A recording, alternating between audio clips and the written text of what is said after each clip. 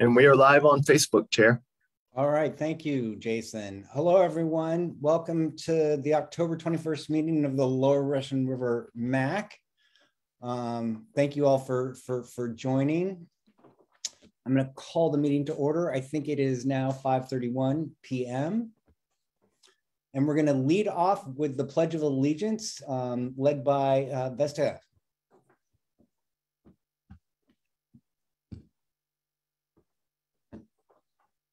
Unmute. There we go. Thank you, Mary, for the flag.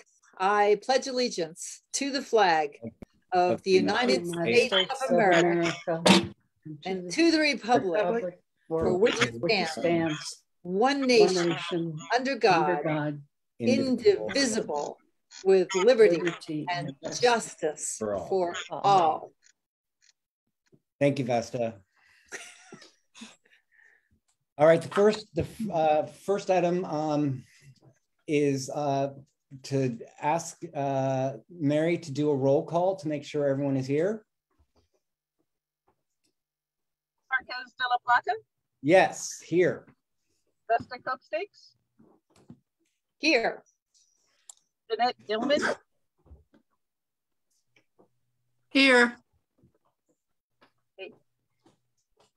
Mike Nichols? Here. Nick Pereira? Here. Naomi Huffstetter?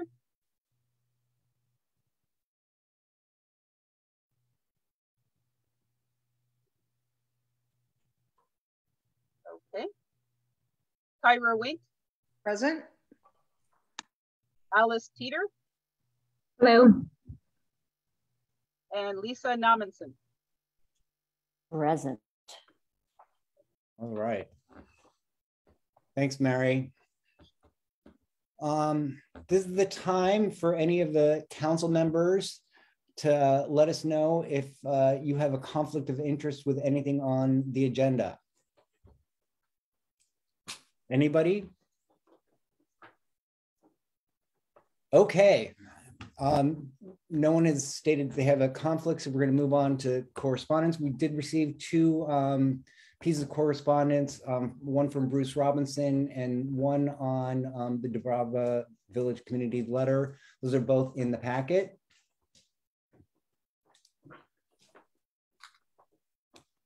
We're going to move to the consent calendar. And I hope all of you have had a chance to review the minutes that we sent out. And so I'm asking if there are any changes or if someone wants to make a motion to approve the minutes as is. I move to approve the minutes as stated. Second. Second. All right, we got a motion and a second. Mary, do you want to quickly do a call? I would love to. Tip Marquez? Approve. Vesta Cupsteaks? I can't hear you, but yes. Jeanette Dillman? Yes. Mike Nichols? Yes. Nick Pereira? Yes. Tyra Wink? Yes. Alice Teeter? Yes. Lisa Nominson? Yes. Naomi here yet? No. Okay. That does pass. All right, thank you, Mary. Okay, now it's time for public comment for those items that are not on the agenda. I know a lot of you have written in about Dubrava and Fire Safe Council. Both of those are on the agenda. So this is a time for comments from the public on those items that are not on the agenda. And I think we have a couple hands up. Jason, am I correct? Correct. First, we have Jackie Brazil. Go ahead, Jackie. Hi, thank you. Hi, everyone. My name is Jackie Brazil, and I am president of the Forestville Skate Spot organization. And first, I just want to say how much I appreciate the MAC groups and just involving the community as much as possible in our Lower Russian River issues. And I want to really give a shout out to Lisa and Vesta and Alice for being the representatives. You guys are really awesome and I really appreciate it. So my public comment is that I received a notice for a press release noting that there is going to be emergency generators placed throughout the county, which is great. And one of the sites that was mentioned is the Forestville Yard. And the Forestville Skate Spot still does not have a site for our skate park. We've been working on this quite a long time. This yard, a portion of this yard was one of the sites we have been trying to coordinate with.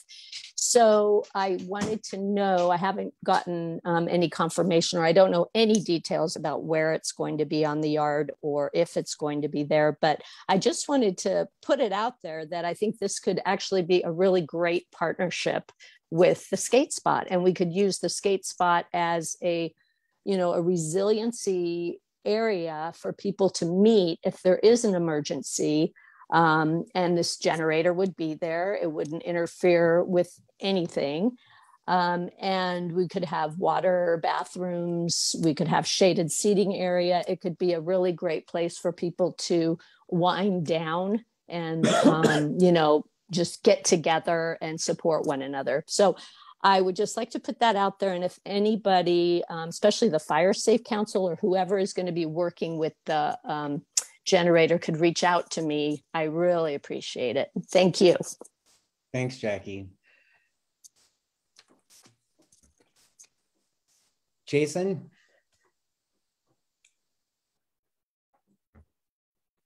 Next we have Vera. Hi, Vera. Hello. Go ahead, Vera. It's good to see you all. I want to talk about bathrooms as usual. I heard that somebody contacted the Russian River Keepers in regards to potential bathrooms being placed in different locations and Park and Ride being turned into a rest stop with bathrooms and electronic stations, whatnot. Now we got rain. I'm so happy about that. We don't have to worry about all these things so much, but it'll be good to look into the future and not forget about these things needing to be talked about. And Guerneville's garbage situation and the homeless situation, hope that comes up somehow. I don't know if it will on this MAC meeting. I'm glad that I was able to attend. And I think Carrie and Sally Sorensen will be attending also. And I'd really like to address that situation and all the positive stuff that's happening around that. Carrie and Sally working with West County Community Services and whatnot. And yeah, so thanks for all your time and everything that you all do. You all are very sensitive to me and the past, especially you, Elise and Vesta. And I'm so thankful for you. So have a great night. Thanks, Vera. Thank you, Vera.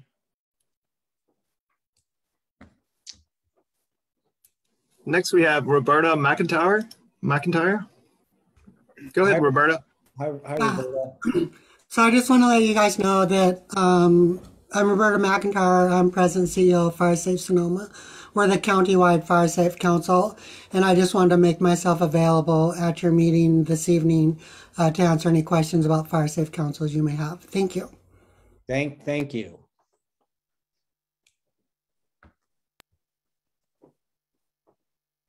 Next up, we have Eric, Conan Chauffeur. Good evening. I just wanted to take an opportunity to introduce myself. I'm recently appointed by Supervisor Hopkins to the Planning Commission, and I want to take full advantage of the existence of the two MACs in our district to benefit from the community discussion which takes place in your forum. And my hat is off to Supervisor Hopkins for creating these MACs because they, especially during COVID, have been extremely effective ways to keep in touch. And I'm particularly interested tonight to sit in and listen to your discussion about the Gernwood Park Resort proposal. Thank you very much. Thanks, Eric.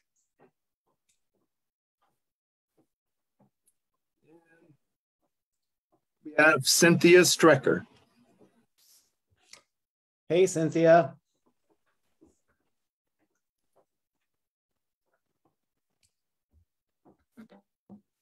Cynthia, are you there? Go ahead, Cynthia.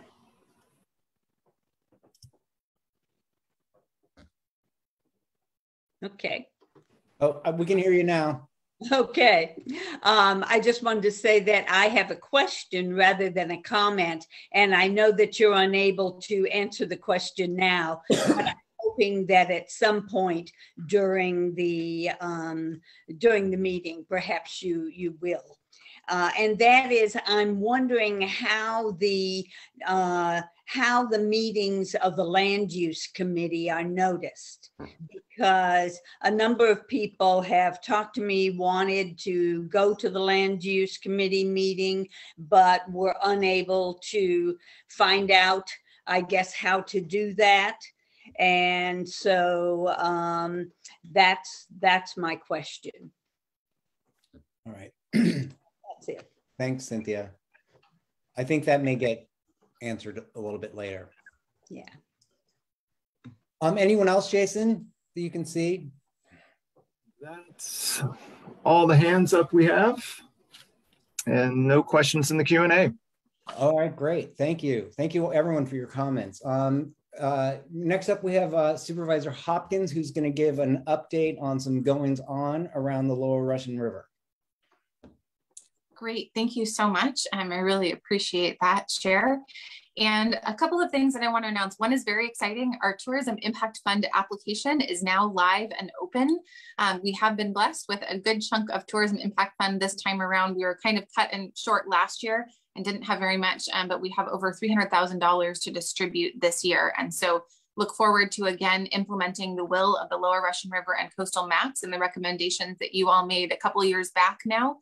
Regarding how to expend those funds, but we will be accepting applications. And so please try to get the word out to your communities. I do believe that there will be a renewed interest in fire safety and disaster sort of prevention and work. And so I'm hoping that we can help support and partner with some of our fire districts and fire safe councils on some projects coming up this year. Also wanted to share an exciting announcement, which is that I serve on the Sonoma County Transportation Authority board, and we did actually approve multiple millions of dollars to finally finish the missing mile of the West County Trail. So rather than, you go into Forestville, right, and then you get dumped off on Green Valley, and then you get dumped off again in Occidental, you will actually be able to have a Class 1 bikeway that is safe. Not yet, we just approved funding, so it's gonna take a little while to build it out, but that will be the goal, is to actually fix those two sections that really kind of ruin the whole experience. You feel like, oh, we're going along and it's so beautiful, and then suddenly you're in the traffic in Occidental Road, and then suddenly the bike lane disappears and you're at that awkward intersection. Anyways, looking forward to getting that fixed. I also did want to mention, with respect to, I know that Planning Commissioner Conan Chauffeur did introduce himself as a planning commissioner. He is actually also our representative on the Advisory Redistricting Commission. This work is absolutely critical, and it is all coming to a head now. And I've got some questions about some of the maps that have been floating around. There are actually some maps in which the Lower Russian River communities get split up between districts, which I personally don't think is a very good idea. There's actually a map out there that has the 4th district taking over the whole coast. There's a map that has the 5th district taking over pretty much all of North County. There's a map that has the 5th district stretching around the south of the county and coming back up the east side, all of which I was like, oh my goodness, I don't know how anyone could effectively represent that much of the county. So there are definitely some interesting maps, and I would really encourage you to make your voices heard because the process is really wrapping up. And over the next couple of months, like the Board of Supervisors is going to vote on this in December. And so we're really at that critical phase. I believe the next meeting, I just had the website up, and probably Eric would know, but it's coming up, I think, tomorrow night. So I will just double check on that and make sure that you have it. Yes, tomorrow, October 22nd, from 4 p.m. to 6 p.m. And this is specifically designed to solicit public feedback on the draft maps. And my understanding, and again, I have to confirm this with Eric, is that it's been narrowed down to 5. We are also moving along with our American Rescue Plan Act funding. The next opportunity to comment on where you think that should go. And as a refresher, this is the many tens of millions of dollars that have been allocated by the federal government to Sonoma County, specifically to support COVID-19 recovery, vulnerable populations, really enhance services for disasters and trying to create that resilience. That is all going to be coming to the board next Tuesday for discussion. No, wait, actually, sorry, no, I lied on that. November 2nd is the ARPA funding. So not next Tuesday, but a week from next Tuesday. And then we will also be having additional deliberations on that in December. So if you have know of some needs and you want to guide kind of the principles, we're not at like a project basis at this point, but we're really trying to identify the goals of the funding. What are the types of projects that we would like to support? So if you've got some thoughts on that, please do participate in that process. And I believe that those are all of my Lower Russian River specific sort of announcements, but I'm happy to answer any questions of the MAC members.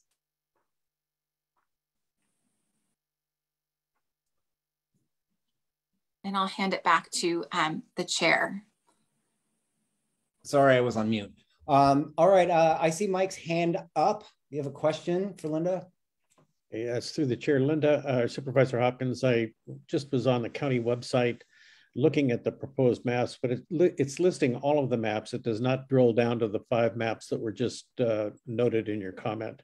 And I had heard earlier today that there were 5 maps that had been basically under consideration, and yet they're not posted yet on the website. I was literally just texting someone about this because I could not find it either, although I did find an interactive map on the website that had 5 maps on there, but I wasn't sure that those were the 5 maps or if it was just a sample. So I'm going to try to confirm with staff, and we will get that out in an email newsletter, because I think this is a really keen topic of interest for everyone who lives and votes in West County, because this will ultimately determine our supervisorial district boundaries. So I will work on that, and we'll try to get that sent out via email tomorrow. Thank you very much, Supervisor. Anyone else have a question on Vesta? The link that Jason just gave us in the chat, that's the link for the meeting tomorrow, because I'm putting it up on Facebook to make sure that people have it, because one day notice is really short. So I'm hoping that that is the link for the meeting. Yes? Or is it just the link for the information? It's the website that contains the meeting information. If you scroll down, you'll see upcoming events. Okay. It has the 25th. Oh, there it is, the 22nd. Okay, got it right there. All right, thank you. I'll make sure people scroll down for that too. Okay, I appreciate that. Anyone else have a Kyra, sorry. Hi, Supervisor Hopkins, do you have any update to who is going to be appointed as the ombudsman to replace Alicia on the CAG? That is a great question. And we've actually been working very closely with the CAO's office on trying to get that job description out and sort of working on recruitment as soon as we possibly can. So I hopefully will have a more substantive update by the next MAC meeting, but we're just in the midst of that process right now. It was tough because it was a very sudden departure. It was literally the 2 weeks notice. That's a fair amount of time to do the recruitment and hiring process, but stay tuned. I will have more information on that soon. All right, anyone else on the council have a question for Supervisor Hopkins? I have one, just a point of clarification on the federal funding, the potential projects or whatever. Is that specifically just related to COVID, or could it encompass other disaster type things? It is very broadly defined. And actually the board has already expressed quite a bit of interest in supporting kind of quote unquote human infrastructure projects of like safety net and social services, and things like, can we get more rental assistance, or try to help and maybe potentially even provide some funding to families who were hit particularly hard by the pandemic. We've had some challenges with the emergency rental assistance in terms of who is eligible and who isn't. So folks who paid their rent but then ran up a huge credit card bill, because they were out of work, aren't eligible for relief. But those who didn't pay their rent are. And so we're kind of looking at some of those sorts of issues, but equity has definitely been a big priority. Oh, one more funding opportunity, actually, thank you for reminding me, is that we're also in the process of discussing $10 million that the board earmarked for climate work from PG&E. And so that's definitely something where, if there are benefits to fire risk reduction and also carbon sequestration, like through healthy forest management, those are the kinds of projects that could be entertained. And that will be coming back to the board in February of next year. All right, great. Thank you. Thank you, Chair. Any other questions from the council? All right, let's go to the public. Those out in Zoom land and Facebook land. Jason, do we have hands up? Yes, we have Eric. Go ahead, Eric. I was fumbling around trying to unmute myself. Sorry about that. Just a couple of details to provide on the redistricting issue. First of all, the entire process has been truncated due to the failure of the previous federal administration to timely get through the census process and issue the results, which has created a severe impediment on having broad public review because the time frame is being so compressed. The Board of Supervisors is statutorily required to adopt a map no later than December 15th, and that's driven by the time required subsequent to the determination of the map for the elections process to prepare for the June 2022 election.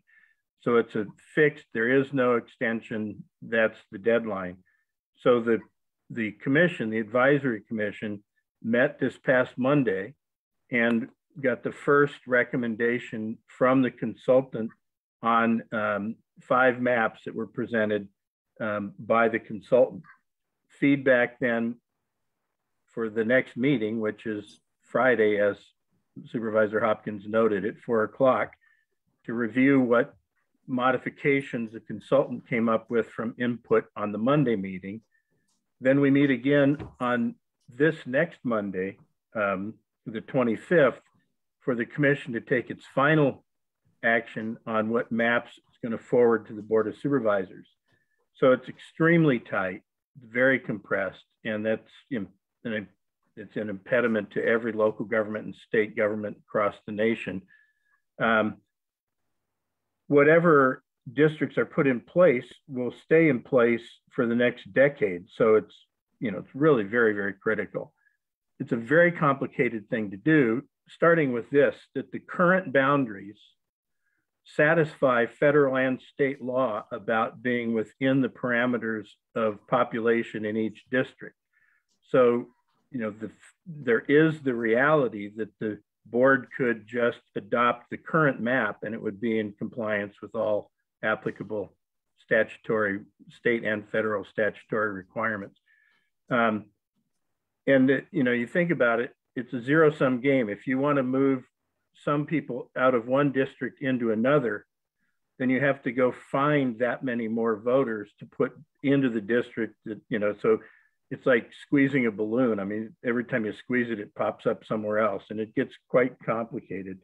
So relative to the website and that long list of maps that you see there, the 5 that are listed at the top of that list, which are identified as NDC, which is the name of the consulting group, NDC 201, 202, and 203 were the maps that the consultant conjured. The next 2 on the list, I believe, would be Public 101 and Public 102. Those were generated by people who posted them. The reference is anonymous. So those are the 5 maps that were presented that were then commented on by the commission. And as the supervisor pointed out, there's some very, I'll say, unusual configurations.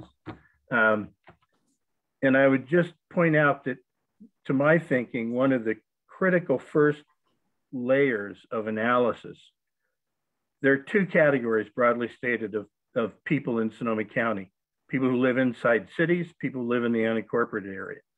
If you live in the cities, as we all know, the city government is your primary local governing authority. If you live in the unincorporated, it's the Board of Supervisors. So the more and more population we have in the cities, particularly along the 101 corridor, the more tipped the total voter pool is toward people whose experience is living inside a city. That's, to me, it's of concern to all unincorporated area residents, because we don't want to become the local government version of flyover states. So that whole balancing act is very complicated, and it's most complicated when you factor in that out of the just under 500,000 people, according to the census that reside in Sonoma County now, 175,000 of those live in the city of Santa Rosa. So, you know, you could very easily have 3 supervisorial districts that are entirely composed of exclusively or almost entirely city resident voters. And, you know, to me, a concern as an unincorporated area person, you know, I don't want to see that kind of city dominance to where the entire board could be able to be elected and seated without paying too much attention to unincorporated areas. So it's my fact information plus a little editorial push. So thank you for your allowance. And through the chair, if I may quickly, Eric, I'm wondering if you meant Public 103 and Public 104, because I actually just got an email from Scott Farmer that had those 5 listed, the NDC 201, 202, 203, and then Public 103 and 104. And that also matches what's on the interactive website link that I think Elise just posted to the chat. Do you think those are the 5? Are they, is it the first 5 in order, descending from the first, the NDC 101, 102, 103, and then the next 2 are those? That was what I found on sort of one of the links that had an interactive way to sort of self-select through the GIS layers. Probably I'm either mistaken. Well, we'll double check, get back to everybody. Yeah, I could, you know, I've looked at so many maps, but so let me just say too that, you know, the primary maps are the ones that the consultant came up with. And, you know, so I'm sorry that I might not have gotten that element of it. It's actually not you, it's the website. So in order, it is Public 102 and Public 101, but then they have this other sort of interactive review map where they highlight different maps. So I think maybe we need to talk to the consultant about getting the website to match itself, because it's not matching itself right now. Yeah, because you know, that was my notes from the meeting on Monday, and I'd be happy to work with your office if there's any question. Yvonne Shu in the CAO's office could probably straighten us out on that. If I'm wrong, I'd love to hear about it, so I'm not looking at the wrong maps. Yeah, and if their website's wrong, they should hear about it. So yeah, all right. Thank you very much. All right. Jason, is it Gregory? Yes. Gregory. Yeah, thank you very much, both Eric and Linda.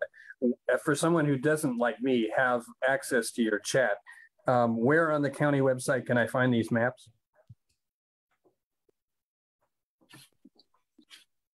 So if you Google Sonoma County Advisory Redistricting Commission, you will find a homepage. And then if you click through, you can click on the draft maps link on the left-hand side of the page. And then there's an interactive review map, as well as sort of a whole list of all 41 pages of maps that were reviewed on October 18th. Okay, I'm looking for it right now. Great. And feel free to email me or text me if you need a link directly. Okay, thanks. All right. Any other public questions or comments? There are none at this time. All right, great. Thank you, Supervisor Hopkins. Okay, let's move on to our regular calendar items. And the first item we have up is a discussion about fire safe. I'm using, can you see my fire safe councils in quotation marks? Because they can be called all sorts of things, as my understanding is. And we have Elizabeth Lawson from Safer West County, Lois Leibovich and Alana Hagler from Fire Safe Guerneville, and Fire Safe West. Wait, is it?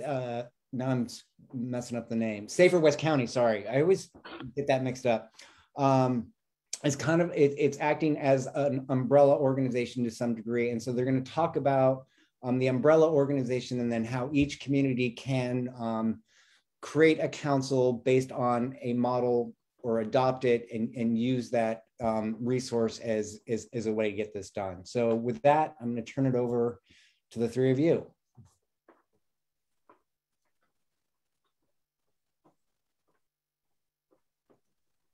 Pip, thank you, Supervisor Hopkins, Elise, Pip, and our Guerneville MAC reps, Naomi Hofstetter and Nick Pereira, for inviting us tonight. We have been told that we cannot call ourselves a council because the state is not authorizing councils, but we can be a fire safe Guerneville organization.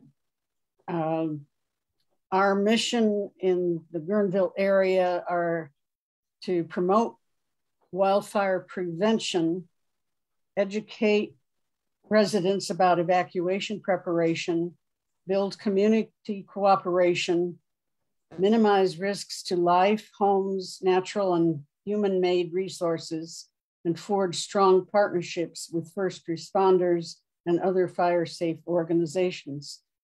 Our objective number 2, to educate residents, and number 4, to minimize risks, go hand in hand. One of the first things we want to do, and this is going to be a show and tell, if I can get back far enough, we want to get these green reflective address signs up on every residence in Guerneville so that emergency vehicles can find you, whether it's a fire or you need an ambulance for a heart attack.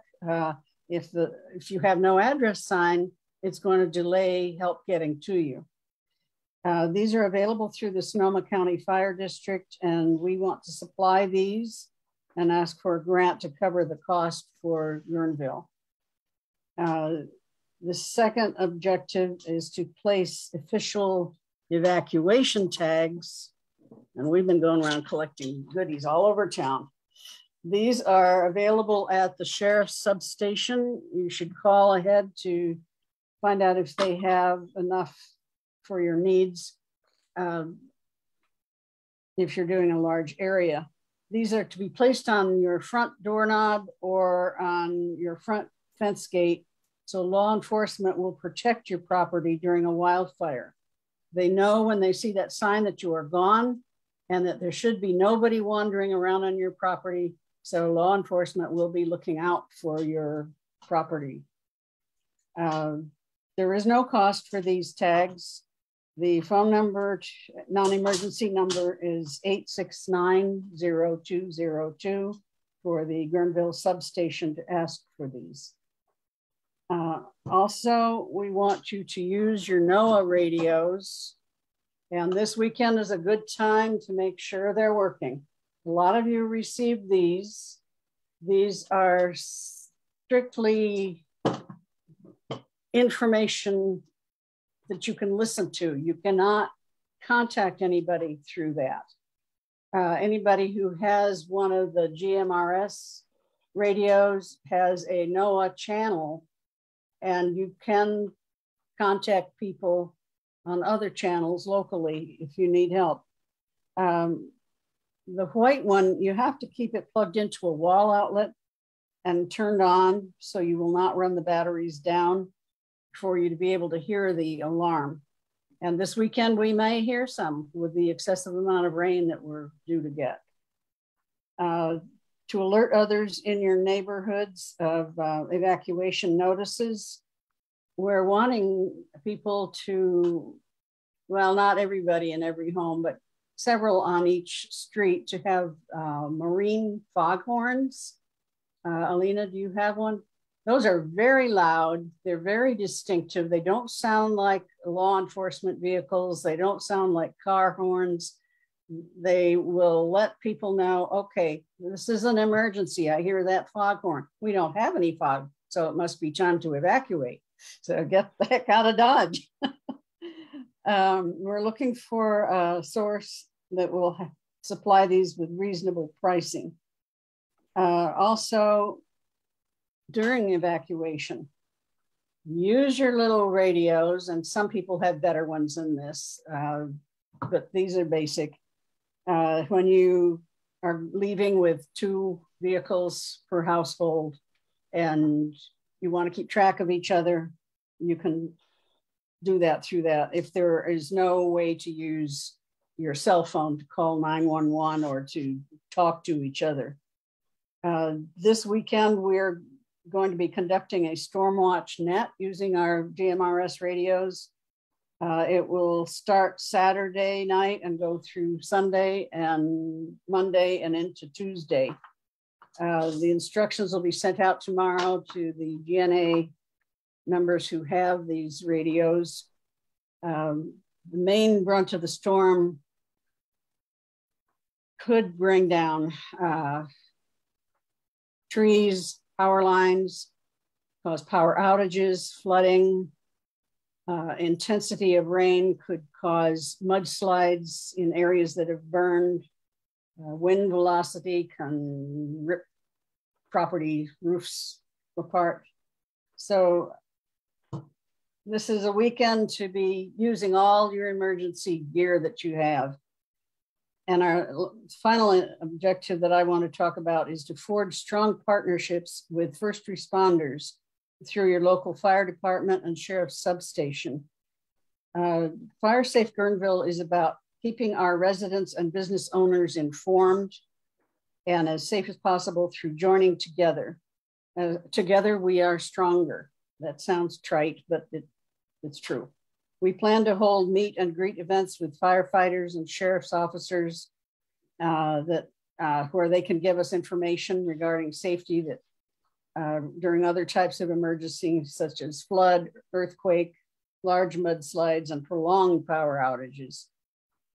Our main thrust is wildfire prevention, not fire suppression.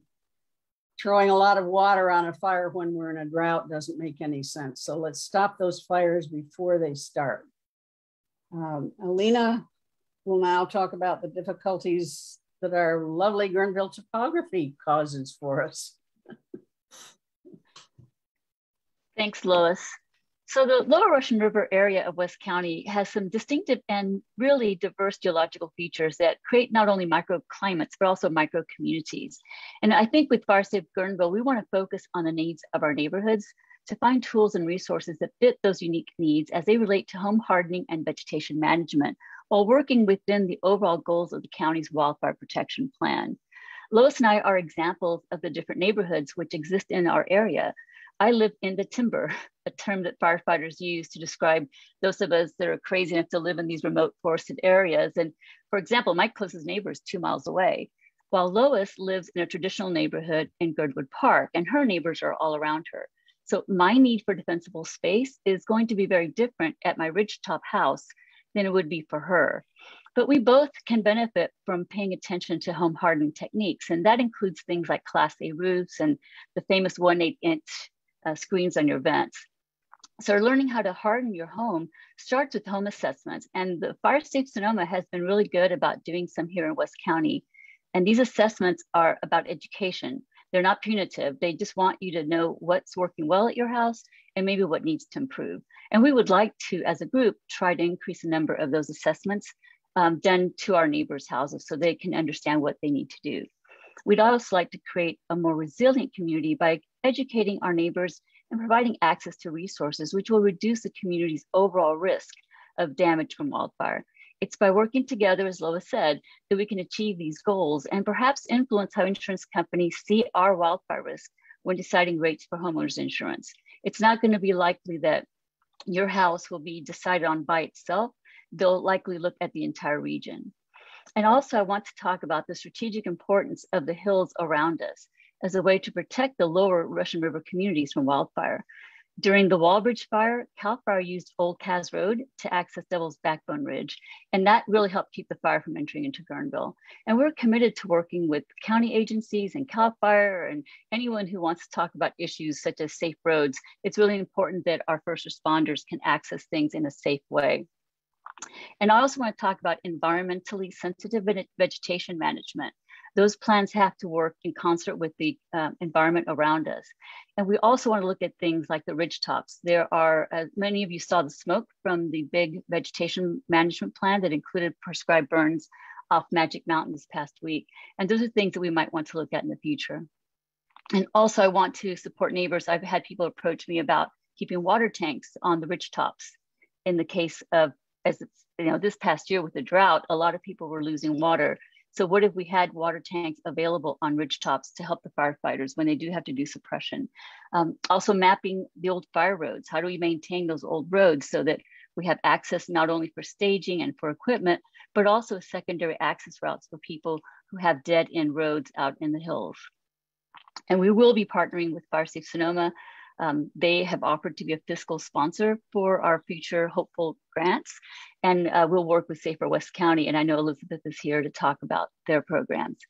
And finally, I'd like to urge not only our Board of Supervisors and our MAC representatives, but anyone who's listening to look at the way Marin County has done their wildfire prevention programs. I think they've got a very innovative way of creating a model that includes elected officials and fire officials and all sorts of stakeholders and moving forward a way to fund these projects because they are expensive and they aren't going to be just one-time grants or one-time settlement fund money. It has to be somehow funded for the long haul because we are in this for the next, at least the rest of my life. And I'm hoping to be here for a few more decades, but at least the next 20 years. And finally, I do want to say that I really think that together we can create a much more fire resilient Lower Russian River community. And thank you for your time. So I'm here to talk tonight about Safer West County, but I'm also a member of a Fire Safe Council, Fire Safe Occidental. And Fire Safe Occidental started shortly after the Tubbs fire, small group gathering to discuss how could we make our neighborhood, our houses, our community more resilient, keep fire out of our neighborhoods. Fire Safe Occidental now has 16 neighborhoods that are comprised in the geographic area that's encompassed by the Occidental Community Services District. We have done the Green Sign Project. We have, with the help of the Fire Safe Council on the statewide level, gotten grants for materials to hand out at meetings. We've had very successful educational programs. We've worked very closely with Fire Safe Sonoma to develop, to do assessments in our area, to work on various projects.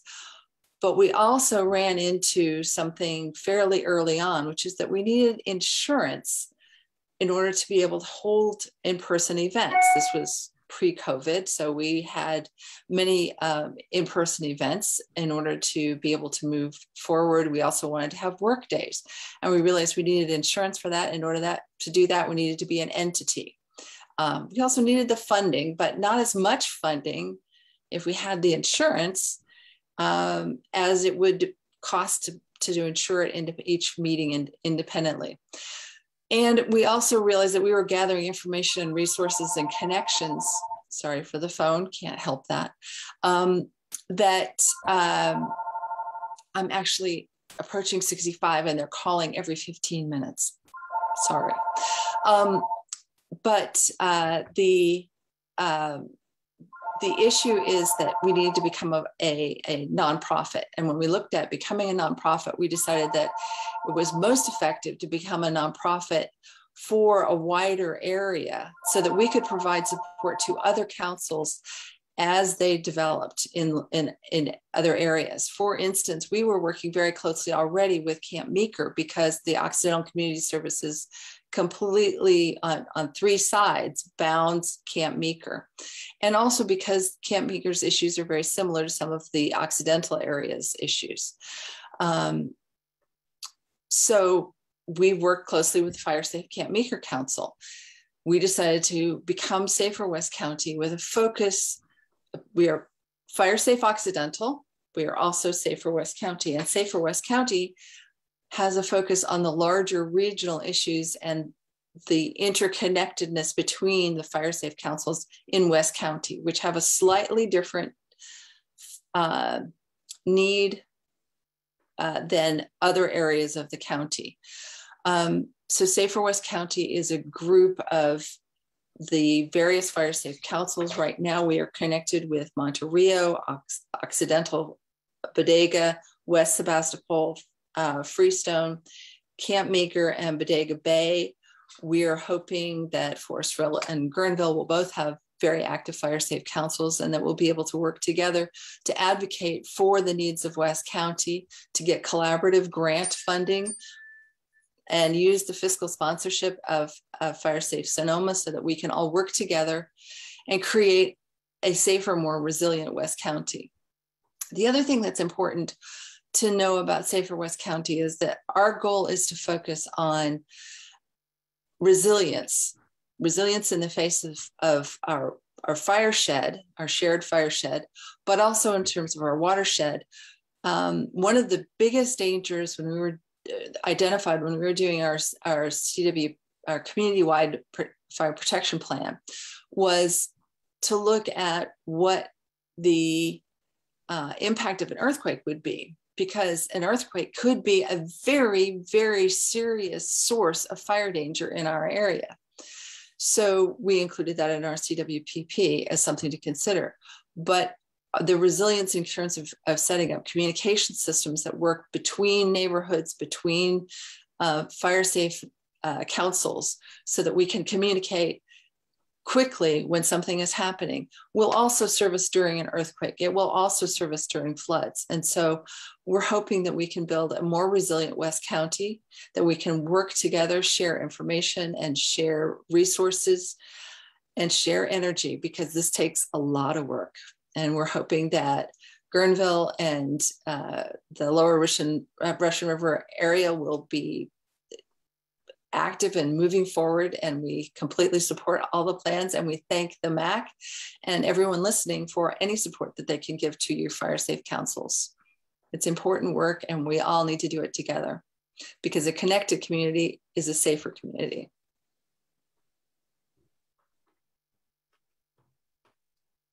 Sorry, I was on mute. Thanks, Elizabeth. First off, let's go to the council members. If you have any questions or comments for any one of the three panelists, now it's the time to ask. Vesta. I got drawn into Fire Safe Occidental by Carolyn Sell. And Elizabeth, we all had this meeting with Amy, and I never get her last name pronounced correctly, Beilharz. Oh, I did it right this time? Yes. So one of the things that we're trying, because now I'm in it, right? Is Amy and I and my friend Jaylan Crow are working on doing the website, which would be for Safer West County, and hopefully having a whole list of all the resources that we need. The Occidental, Fire Safe Occidental, is a great example of how communities like Guerneville and Forestville has yet to have a fire safe council yet. And there are people in Hacienda and Champs-Élysées neighborhoods who are starting all of this. And you can see how Occidental has done it with their 16 neighborhoods, that you can have a town like as large as Forestville and have 16, 20 neighborhoods, each of them working in concert to be a fire safe council. And Guerneville has the same thing. It's got many neighborhoods. And how would that work? That probably maybe even include Rio Nido. I don't know how that all works in terms of the territories, but the neighborhoods joining together does make it stronger and more effective. So if all time goes on, sometime within the next month or so, we should have the Safer West County website up with resources. So some people who might have resources that we wouldn't be aware of, I think most of the resources currently are even on the Fire Safe Occidental website. So you can go there for a list of resources and links to what you need, which is just amazing. And then Fire Safe Sonoma also has a lot of resources and links. And today, earlier, Lois and I attended the Fire Safe Sonoma meeting with Marin, and it's like you said, they have done it all, and it's rather remarkable to go see what they have done and then to say, yes, we can do very much the same thing, because we have a lot of similarities in terms of terrain.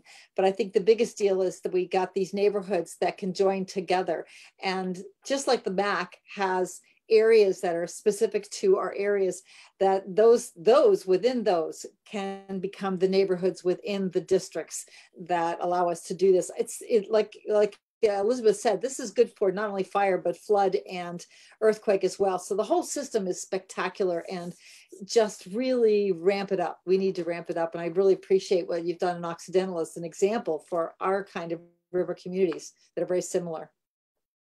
So just to be clear, we're talking about the Occidental Community Services District, which is 25 square miles. So our neighborhoods are very big, and what our neighborhoods are doing are they're doing work days to help people who can't do home hardening do home hardening. They're also meeting on a regular basis to talk about communications issues. Our neighborhood where I live has a senior who's having a really difficult time. So neighbors are taking food and going grocery shopping for each other. It's a really, really wonderful groundswell of community building that it's great to participate in, and I hope everyone does. The other thing that I wanted to say is that if you've noticed the work that's been done on Coleman Valley Road, if you drive Coleman Valley Road or Joy Road, that's a grant that was put together with Fire Safe Sonoma to make our major evacuation routes more safe. It's a fuel reduction on both sides of the road so that when you go through those corridors, if you have to evacuate, there's less flame encroachment and it's easier for fire vehicles to get past and people to get out quickly.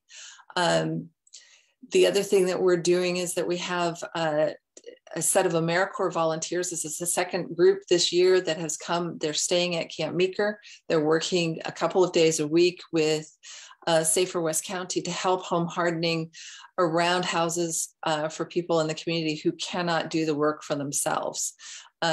So our neighborhood leaders are helping to supervise the groups when they're working in the Occidental area.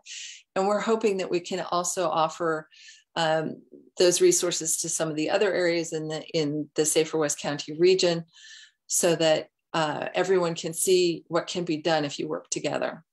Right. Thanks, Elizabeth. Anyone else on the council have a question? Go ahead, Lisa.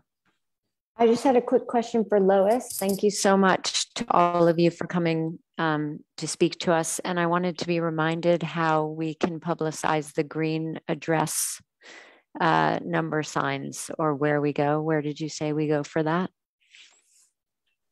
I talked to the Sonoma County Fire District today, and they told me that these cost $25 a piece. They are available only in the horizontal shape that I showed you. They can be printed on both sides if you want to put them on a post outside your front gate to be read from either direction or placed on your house. I need to find a source of money to do this, because just in Gernwood and Gernwood Park, we probably have 400 residents who need these. If you ever drive up Old Cazadero Road and you find one address on one side and you keep looking on both sides of the road, you can go a long ways before you find a house that has an address number on it. It's very frustrating. So as soon as I get more information on how we can buy these in bulk and where we can get a grant for it, I will let everybody know. And can I ask a follow-up question to that, Chair? Yep. Is it the ARPA funding? Is that something that would go for this type of item, or we don't know? Or would anyone know? I don't know. Okay. Linda could answer that. All right. We'll have to look into that. Thank you. All right. Thanks, Lisa. Anyone else on the council have a question? Go ahead, Mike. Thank you very much. Each community, I believe, has outlets for the signs, Lois. In Cazadero Supply makes us the signs. Over in Occidental, I believe Occidental Hardware makes signs for that community. So it's just a matter of each community reaching out. We certainly can publicize the fact that the signs are available at for very low cost on a direct basis. I believe our signs out here in Cazadero are priced very, very competitively, and they are available in horizontal as well as vertical with lettering on both sides. Thank you. Thanks, Mike. I have a question, and I guess this is for all all three of you, but maybe especially Elizabeth, since you have a lot of experience doing this. I mean, I'm really glad that you are all here at a forum where every single part of the Lower Russian River is represented by somebody.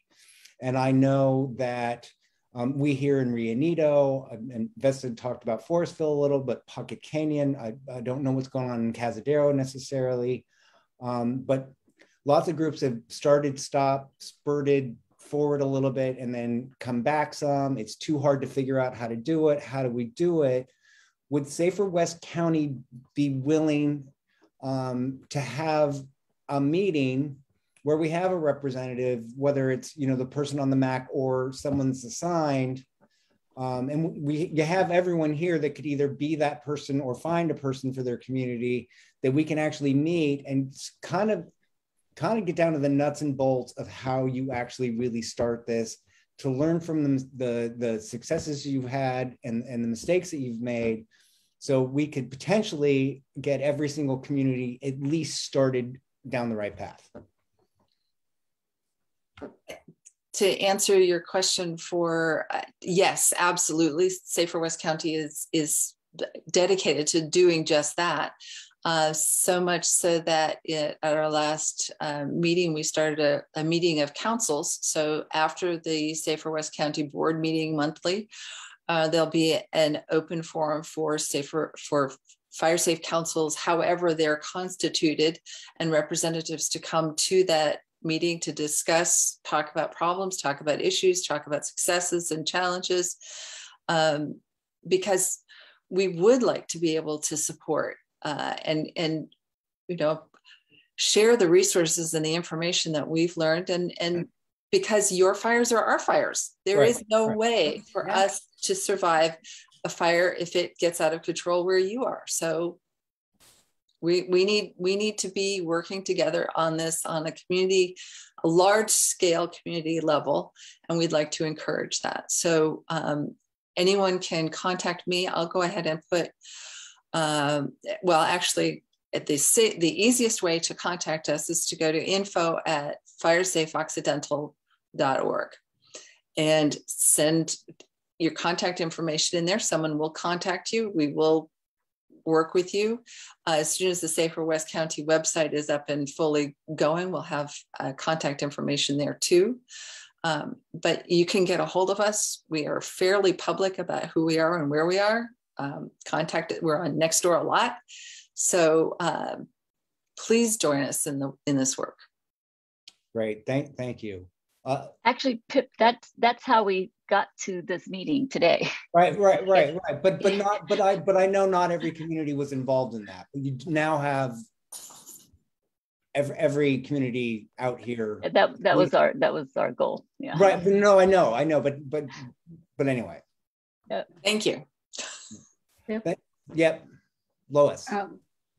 When we started with this, we were trying to figure out where our boundaries would be, and we thought that we already have the Lower Russian River MAC with all of its district boundaries, and they were set up by the county, so they're indisputable, and that those would be the ones that we would follow. So we're not trying to take in Rio Neto or Pocket Canyon, because every neighborhood like this is different, has different issues. And I know that Pocket Canyon has had some projects going, so has Cazadero and Rio Neto. So you've got to start already. You just need to find somebody who says, yeah, I want to go to that meeting and figure out how to form a fire safe group and say, here, go for it. Right. Thanks, Lois. Anyone else on the council have a question or comment before we go to the public? All right, I see a hand raised is John. Go ahead, John. Hello, are you able to hear me? Yeah. Great. I believe it was Alina, that brought up that mentioned improving the fire roads, county fire roads. And I wonder if that is on the radar for the, in particular, in my interest, the Guerneville Fire Safe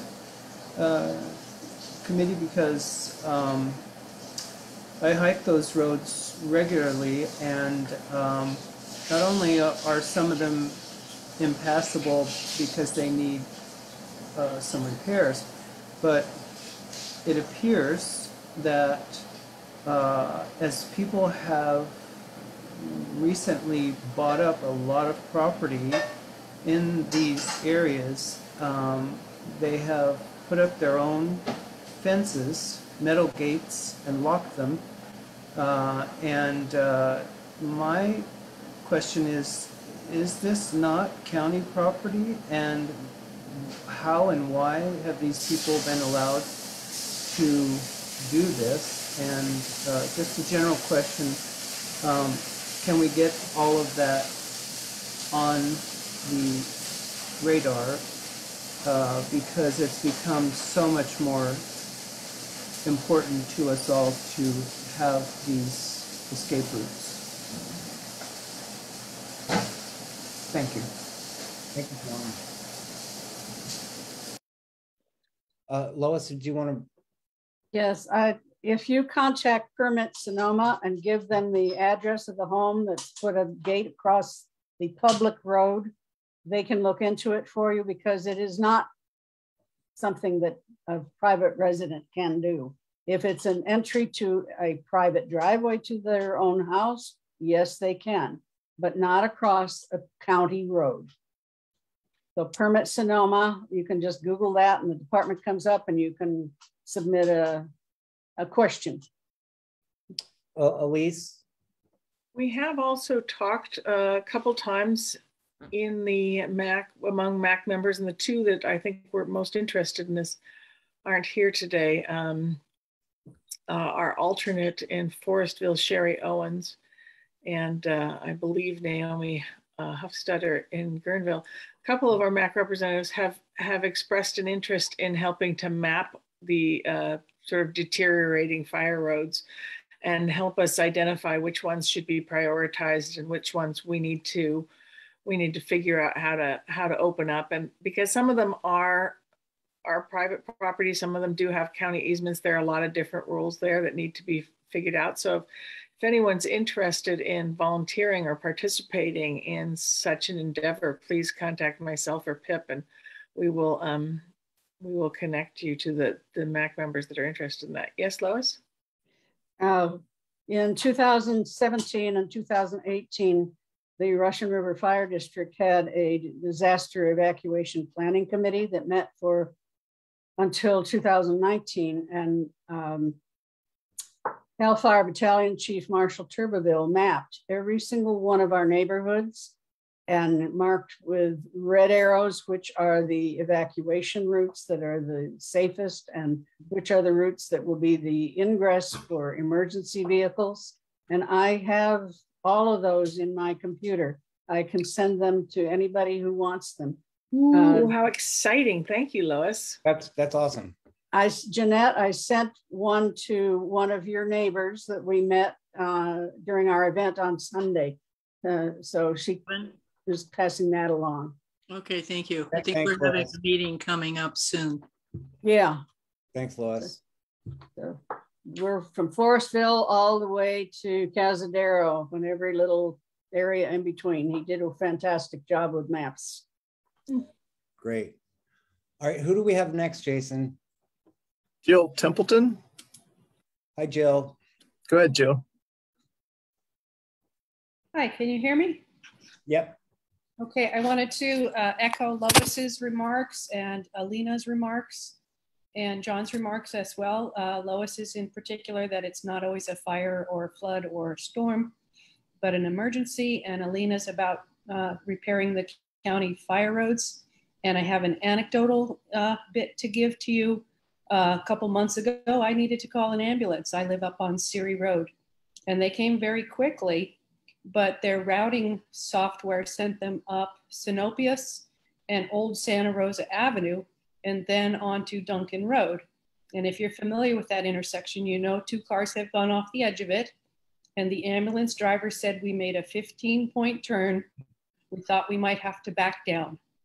So not only do we need to open the roads, we need to review the routes and the intersections and what is passable. They would have been there much quicker if they had come up Old Monte Rio to Duncan Road. I'm okay now, but that brought that to mind. Marshall Tuberville was one of the drivers. So I hope that he realized that this is a problem. And with regards to gates and calling permit Sonoma, on Duncan Road at what I call Ridgecrest, a gate was recently erected. It seems to be an easement. I called the county. They went out to look at it, and it is still there, and it is still locked. So I'm not sure how to follow up after an initial contact with them. Thanks, everybody stay safe. Thanks, Jill. Who do we got next, Jason? David Rosen. Hi, David. Go ahead, David. Hi, can you hear me? Yep. All right, okay, I'm unmuted, cool. So first of all, I want to piggyback on what Mike said, that over at Occidental Hardware, Mary hand makes these address signs every Sunday. She can customize them, and that's a full-time thing that she does every Sunday. I'm on the Fire Safe Occidental website right now, and I'm looking at these 16 neighborhoods. So I was just curious, Elizabeth, I was wondering, have you gotten to the point so far where there's maybe block captains or there's methods in place in each of these neighborhoods where there's a coordination for notifying people in emergencies, or is that still where you are in progress? That's a really good question, David. We have, for anyone who is has given us their contact information, we do have a connection in each of those neighborhoods. There's a neighborhood leader for each of those neighborhoods. We can always use more people who are willing to be leaders because it takes some time. But each neighborhood does have a leader. We have a rough communication system at this point. We're also looking at starting a service, which is an automated dialing service, so that for the residents of Occidental, the Occidental Community Services District, if they sign up through their neighborhood, they would have a phone number that they can call to report a fire. So for instance, one of the things that triggered the energy for Fire Safe Occidental was that we had a tree down that hit a drop line from a PG&E line, started a fire. It was very early in the morning. It just so happened that somebody was out walking. He couldn't sleep. He had experience with wildfire before. He woke up the neighbors. He called his mother and said, "Get ready." But they realized they had no way to contact all the other neighbors because it's too far, it's too much, and they don't have a communication system. So each of our neighborhoods before the next fire season will have a system where you can automatically dial. A member of the Fire Safe Occidental Steering Committee will be on that call list and will trigger a call to the whole community, all of the steering committee members, who can then decide whether and at what point they want to trigger a call for all of the neighborhoods. So we were watching very closely during the Walbridge fire, because if the fire had jumped the river at Jenner, we knew that we have a canyon heading straight for Occidental that is very, very entangled.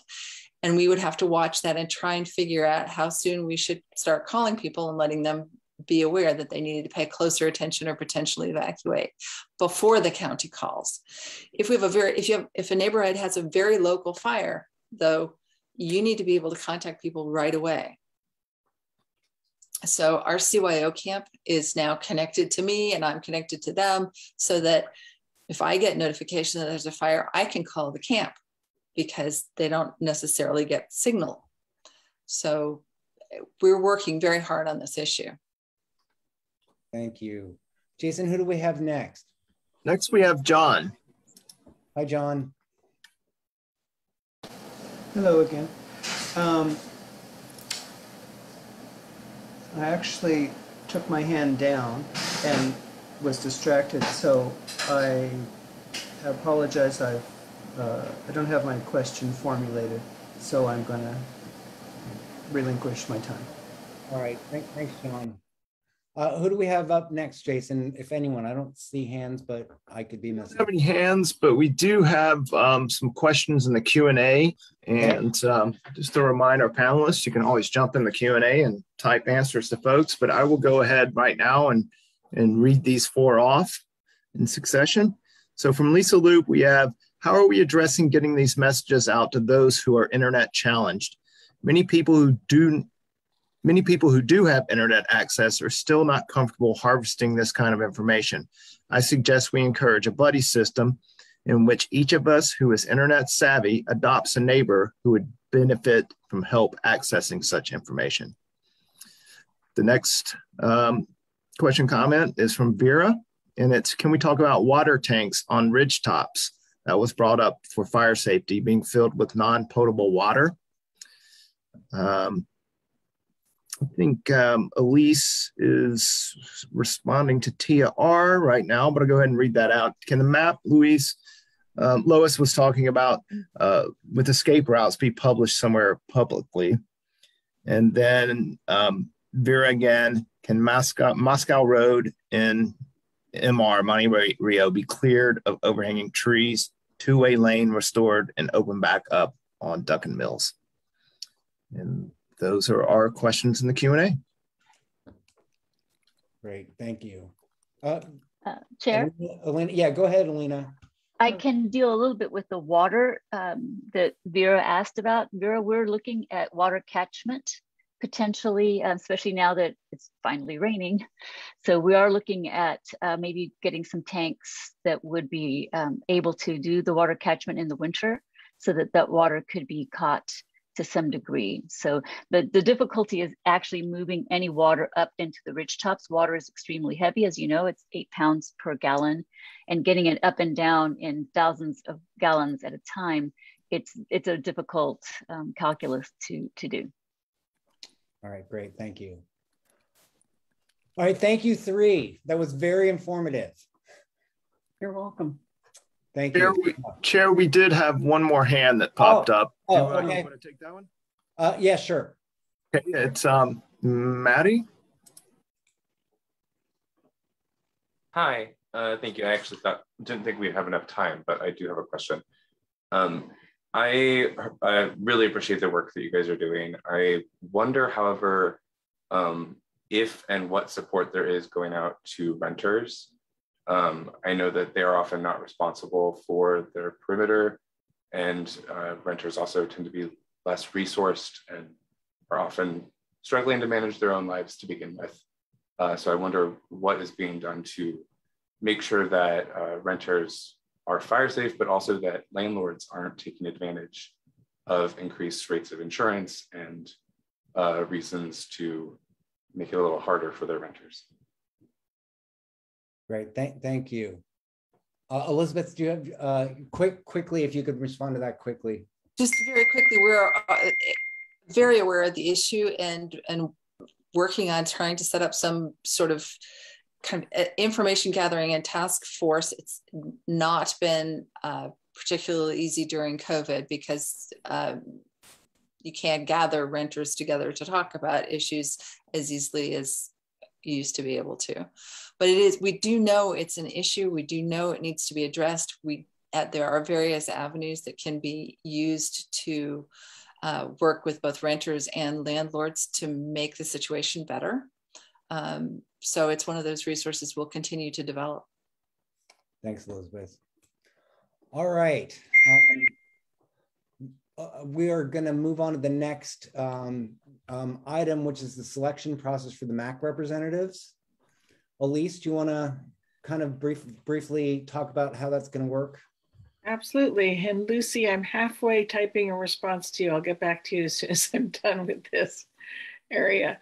It is selection time for a few of your MAC representatives. The 3 areas that are going to have openings as of January are Forestville, Rio Nido, and the area called Pocket Canyon. That's kind of a little challenging in that particular one because the Pocket Canyon area is really south of Guerneville, including the Drake area, Vacation Beach area, Maze area. So if you're in any of those areas south of Guerneville, take a look at the map on the Lower Russian River MAC page and see if you're in that area, because we do have 3 spaces opening up, and we would love to have a lot of engagement from the community to join us on the MAC. We are using the same process as last year. So first we're gathering applications, and then depending on the applications and where, we will put out information about candidate forums and or where and when voting will happen. In general, it's going to follow the same timeline as last year, which is that we have the application period open until October 31st, and then we have a week to create a ballot and a process, and we get that stuff out by the end of by the 10th of the month of November, and we have the voting process completed by the end of November, and so that you know your new representatives by December. The application information is available on the Lower Russian River MAC page on Supervisor Hopkins' pages on the Sonoma County website. We also have sent out the information a couple of times now on Supervisor Hopkins' newsletter. You can also contact us, District 5 at sonoma-county.org for more information, or give me a call at the office, and I'm happy to talk to anybody at any time about the selection process. Also, if you have questions about what it's like to be a MAC representative, or how much work it is, or what actually happens in between meetings, there's quite a bit of information sharing that goes on. Please feel free to contact any of your MAC representatives to ask about their experience and tell you about it. Are there any questions about the MAC selection process coming up? Anyone on the council have a question? All right, let's turn it over. Any public comments or questions? I don't see any. Jason, am I missing anything? You are not. Oh, we do have a hand raised. Maddie. All right, Maddie. Sorry, I'm slow on the raising my hand. I wonder if the election materials have been printed in Spanish. That's something that I brought up, I think, during the last election process. I've been interested in getting resources for my neighbors and I that are more accessible. Thank you, Maddie. I so appreciate that. We had a kerfuffle with you may have noticed, those of you who get Linda Hopkins' newsletter, that we used to have everything in English and Spanish, and then we had a little problem with our contract with our translator, and that has just been fixed. So we will start putting things out in Spanish, so I'll get them out soon. So I'll look for you, Maddie, and work to get those out to you. Great, thanks. All right, I think that is all of the questions and comments on that. We're going to move on to our staff reports. First up is Kyra, and she's going to talk about Land Use Committee. Hello, everybody. Can you hear me okay? All right, so I did submit a report that went out in the packet, but for those of you who didn't receive the packet, I'll just briefly go over it. I reported on 2 meetings that were held by the Land Use Committee. One was a special meeting that was called on August 18th to talk about the current permit process and suggestions prior to Supervisor Hopkins going into some meetings with Permit Sonoma around event permits and suggestions. It was held with the Coastal and the Lower Russian River MAC land use committee members. And the feedback just talked about we need to have better communication, more timely communication about permits that are coming out, and that MAC members should be receiving those, and how did we want to distribute that amongst all of the Lower Russian River MAC people. We talked about the Coastal MAC was concerned that there wasn't ministerial permits because there was coastal commission and state regulations that need to be considered in that area. And we made note of that. We may want to limit permits during fire season or open fires. And we want to track permits, event permits for overlaps, because sometimes they grant them and they may overlap the same weekend and the same territories. And so we provided all that information to Supervisor Hopkins. And then we had a land use committee on September 17th. I'm sorry, I'm distracted because my cat likes to do this. So let me just put him down real quick. We first talked about our meeting times and dates, and we talked about holding the Lower Russian River Land Use Committee on the fourth Thursday of every month opposite the MAC meetings. The next meeting, however, will be on Monday, the November 22nd, because the fourth Thursday would be Thanksgiving, and we don't think that most people want to tune in and give up some turkey that day. And then the meeting schedule for 2022 will be published on the website. Land use communications, notice requirements, and outreach will be following the Brown Act in regards to publishing when the meetings will be in the 72 hours before. We'll also have that information up on the county website. We discussed a specific land use committee logo, a little bit different than the Lower Russian River MAC logo. And we will, I'll probably be reaching out to the MAC reps, all of us, to ask you, and I think this will come up, Lisa, I think you've done some work on this as well, is what's the best way to communicate out meetings and post them in your communities? And I'll ask each of the MAC members to let me know, as the chair of the land use committee, where you'll be posting those, or if I can get that out to you and then you can post it in your areas so that we can have engagement. And then we talked about permits and projects of interest. The first one we talked about was the Loch Gernwood Park development. We have discussed this a couple times before in the MAC meeting. We've given all our input and then public comments to the responsible permit Sonoma planner, which was Georgia McDaniels. The hearing was initially set for October 14th. It has now been set. The zoning hearing will be on October 28th. And I'll maybe ask Elise to put that up in the chat.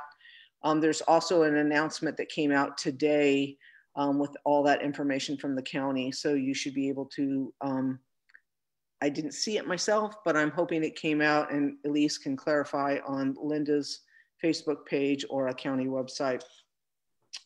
We also talked about the timberland conversion to cannabis cultivation, which is kind of in the Forestville area, I believe, if I remember correctly. We talked a little bit about the Monterey gas station, which has been put on hold. It's incomplete installed since March. And we talked about rezoning sites for affordable housing. So that's my report. Any questions?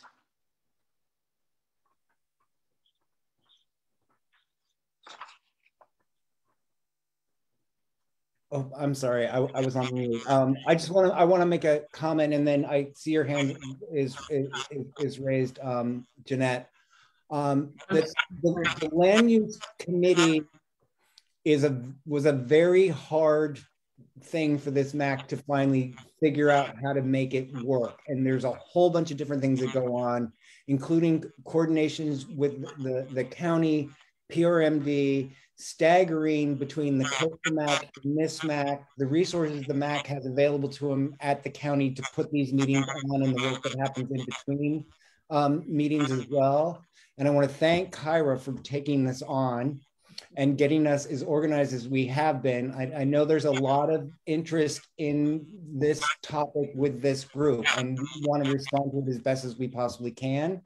I think our process is not perfect, and we can do better, but it's on its way to be a really good, useful resource for the community. And I want to remind everyone that the land use committee is not the end all be all say yes or no to projects, but it is a place where, given timing of things that happen within Permit Sonoma and the county, we can have meetings. There can be input from the community that we can pass on.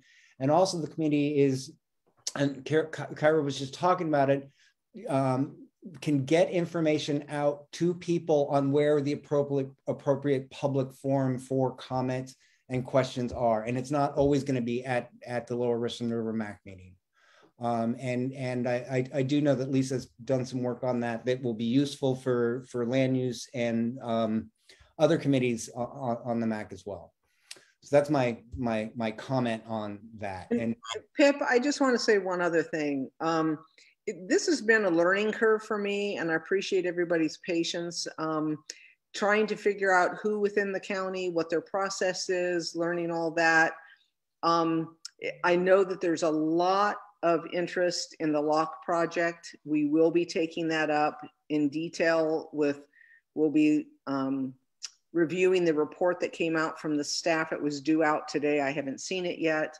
And then there'll be the hearing on the 28th, and we'll be certainly bringing all that information back to the Land Use Committee and having a healthy discussion about that project at the next Land Use Committee. Thank you. Thanks. Jeanette, did you have your hand up? I'm sorry, I did not, but I have to say that I think the progress with this Land Use Committee is coming along very nicely, Pip. Thank you very much. Yeah, I think so too.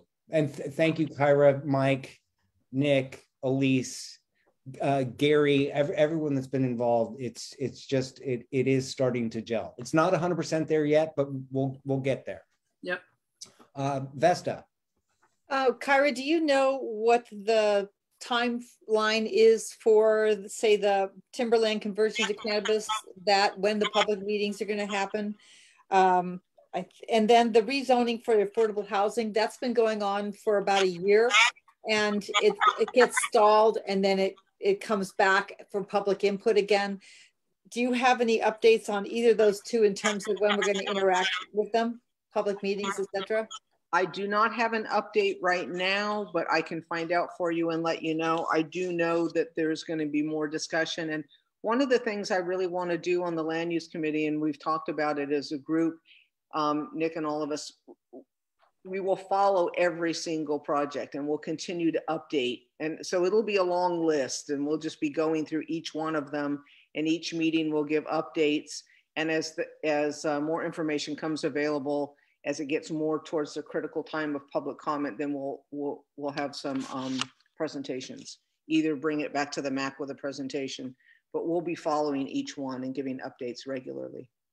And are you only addressing permits that have been filed for potential land use, or are, like, in terms of these that open permit has been established?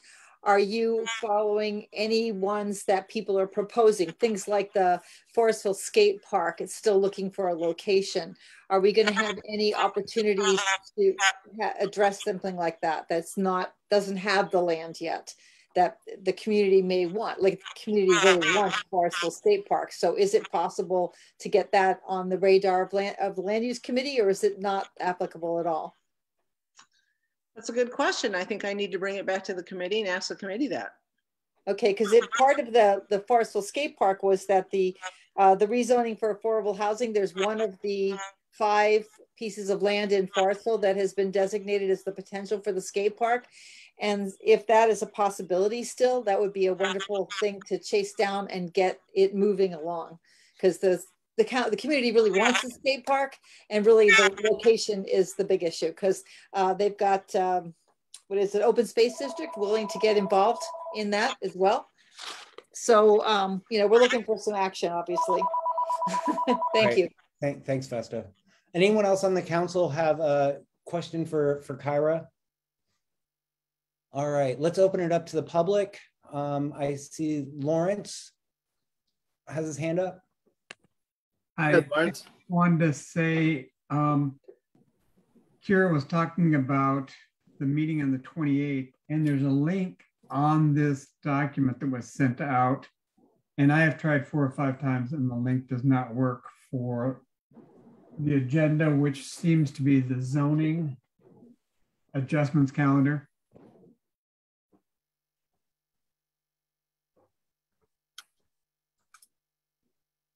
Yeah, I have it here written down. I will, I don't know if I can post it in the chat, but I'll give it a try.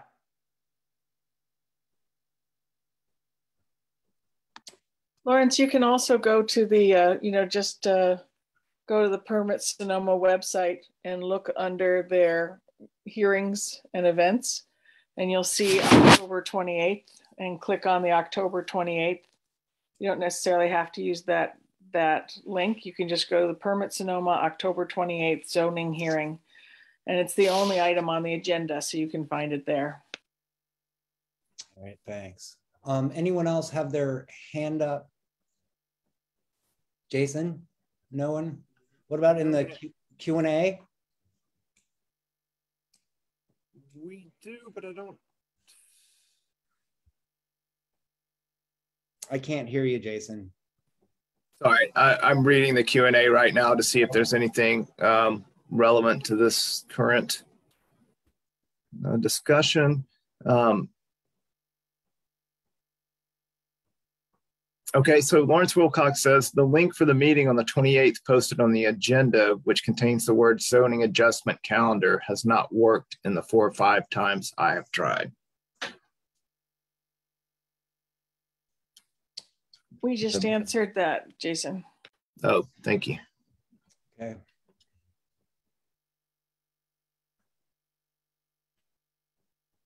And then I think Vera has a question here that's relevant to land use, but now it's gone, or it's gone from my screen. Okay. All right, if there's no more questions on that, let's move on to Lisa. And Lisa's going to give an update on communications and outreach committee, and this is relevant to what Kyra was just talking about as well. Yes, it is. Thanks, Pip. So basically, I had put together sort of I called it a cheesy PowerPoint, though you were really nice, Pip, and you said it wasn't too cheesy. It's not quite ready for prime time, which is ironic since here we are and it's prime time. It's go time, but it's not ready.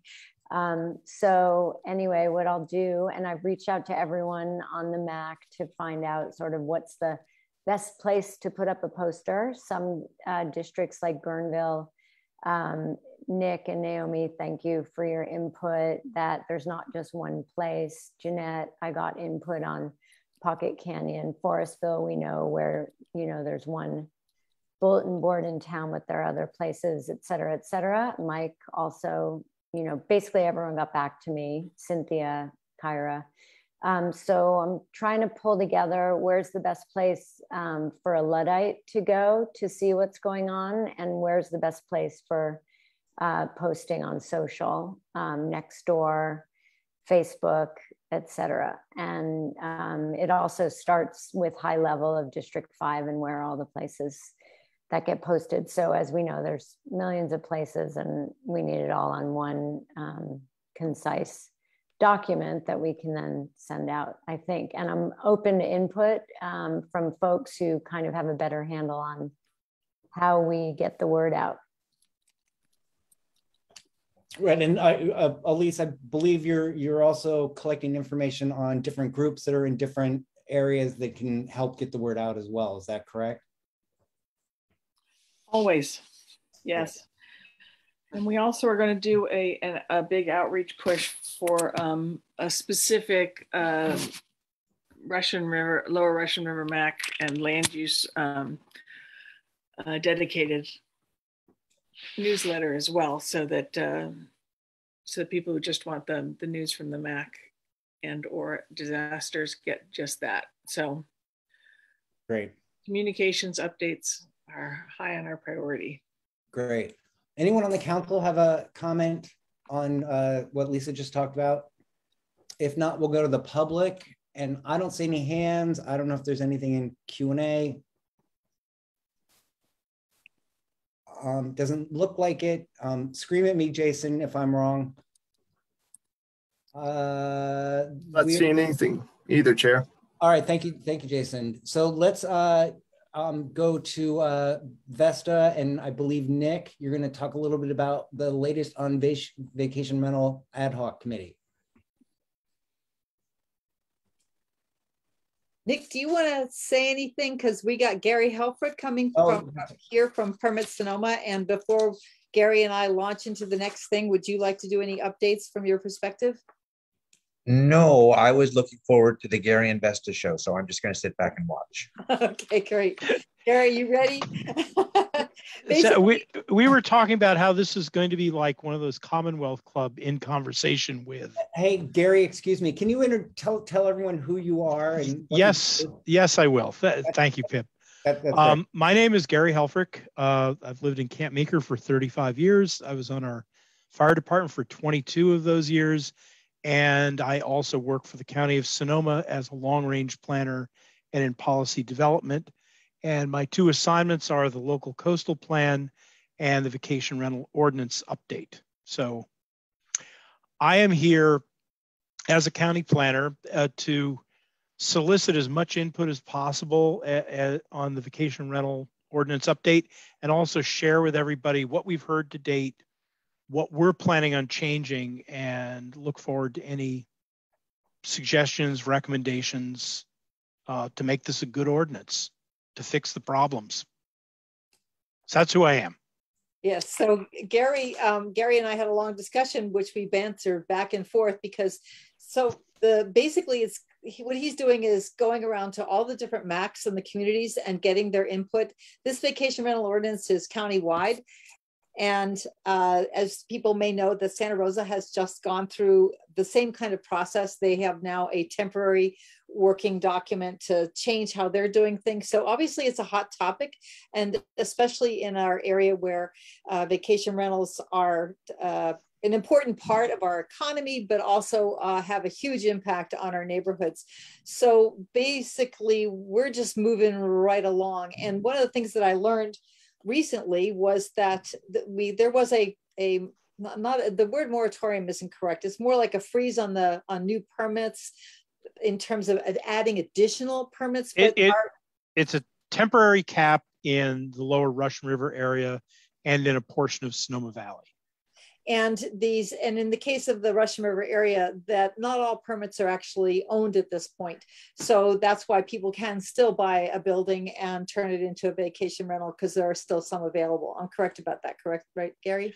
Yeah, we didn't anticipate the effect that COVID was going to have, and a lot of people just shut down their operations and abandoned their permits. So there actually is capacity now under the cap, but I mean, it's hard to anticipate a global pandemic.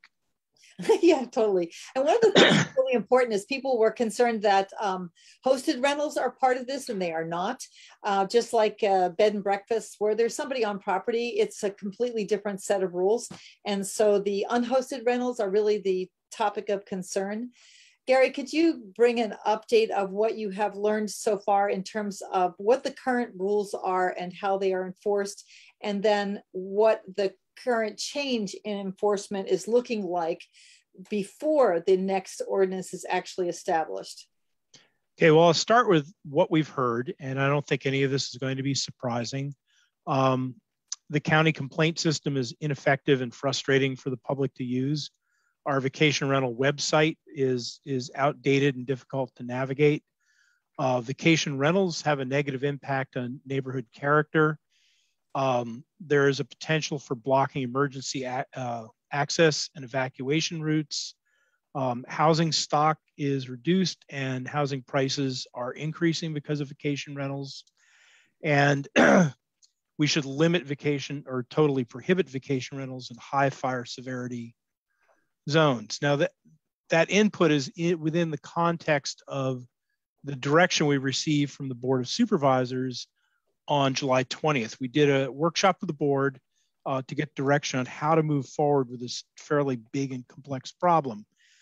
And there are four important parts to this. One is to create a business license program to regulate vacation rentals. Right now, everything is regulated through zoning permits, which are land use entitlements, and it's an awkward tool. We don't have a lot of the flexibility and enforcement that we would with a business license. But maybe everybody doesn't know this. Sonoma County is one of the few counties in the state of California that doesn't have business licenses for anything, for any business. So we're having to create this from scratch, and that's kind of a big lift for us at Permit Sonoma.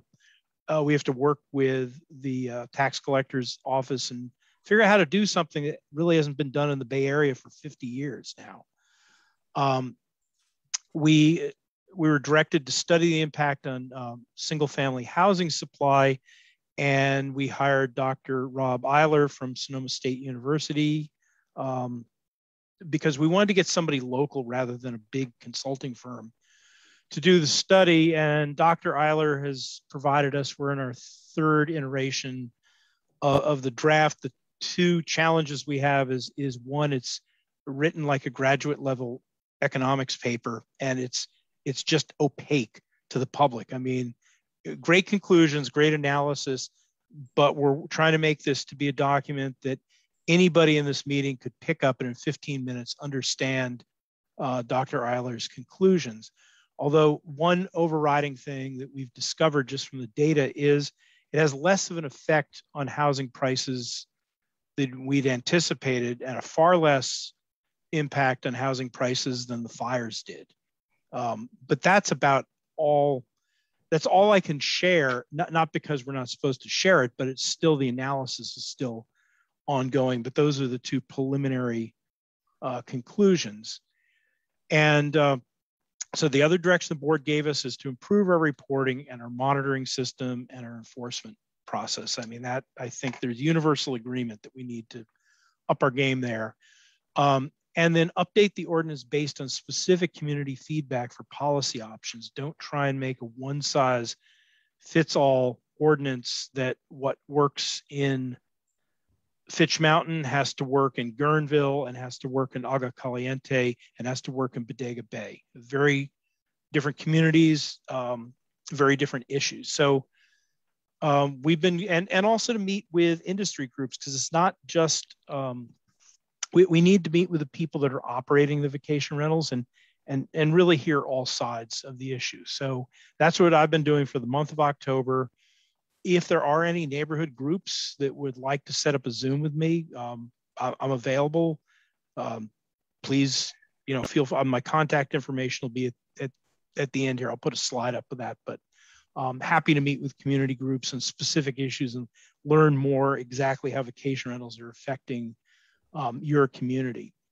So the options that we're recommending now is, first of all, switch to a 24/7 800 number complaint hotline. So if you have a problem, you call this number. The service on the other end contacts the property manager, looks up the permit, determines whether or not this is a valid operation, verifies the address, and then they document property manager response and what resolution of the complaint was, and then gets back to the person if they want to be contacted with what was done. So it's we want to close the loop on both ends. Want to emphasize that just like all of our other code enforcement, the complaints are confidential, but they're not anonymous. That if we get in a legal situation, your information, judge can compel us to release it. But just like if you call the sheriff up, they want to know who you are and where you're calling from. So folks do have to be willing to do that. It also helps the hotline identify the vacation rental in case you've got the address wrong. And the Gary, other big, I'm Yep. correct that that's something that you're going to establish before the ordinance is rewritten, correct? This is something that we can do independent of the ordinance, because this is just improving our internal process. Of course, it's limited by what our performance standards are now. So when we get better performance standards, that'll enhance the system even more. But right now, we're having a real challenge holding some operators just to the standards that are in the current ordinance. The other thing we're going to do is increase the accountability of the property managers. Right now, there's really no system in place for any sort of penalties for the property managers, and they're really the first responders here. They're the ones that should be contacting the renters and taking care of the problem. So we're recommending that a failure to respond would result in a suspension or possibly a revocation of their certification. And that's a serious thing, because it means that they lose all their vacation rental properties if they lose their certification. And it means all those properties now have to find a new manager. So pretty significant. If my business is being a vacation manager, I wouldn't want all my clients looking for new people because the county suspended my license.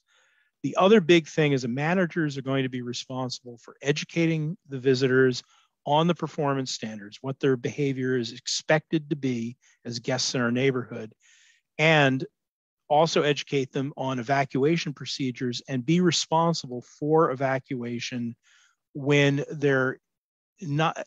We want them to be evacuating when it's in the warning stage. So when there's an evacuation warning, the property manager has to get everyone out. And that means that by the time, well, hopefully it doesn't, but if it elevates to a mandatory evacuation, the folks in these rentals are already out of harm's way. They're already in a safe place, and they're not going to interfere with first responders or the residents getting out of the neighborhood. Parking was another big thing that we looked at, and it's certainly something we hear a lot about. Right now, it just isn't well written, but the occupancy is going to be limited by parking from this point forward. On-street parking can only happen where the road is at least 20 feet wide. So some people just may not be able to get a permit if they don't have off-street parking, but the minimum standard that we have is that your vehicle has to be at least 6 feet from a road center line, and fire services standard is a 20-foot wide road. So, you know, there are some places, like, for example, Orchard down in Vacation Beach. I measured it this morning. It's almost 30 feet wide. I mean, you could do it there, but you go across the street and go up in a lower terrace, and there's no way that you could do it.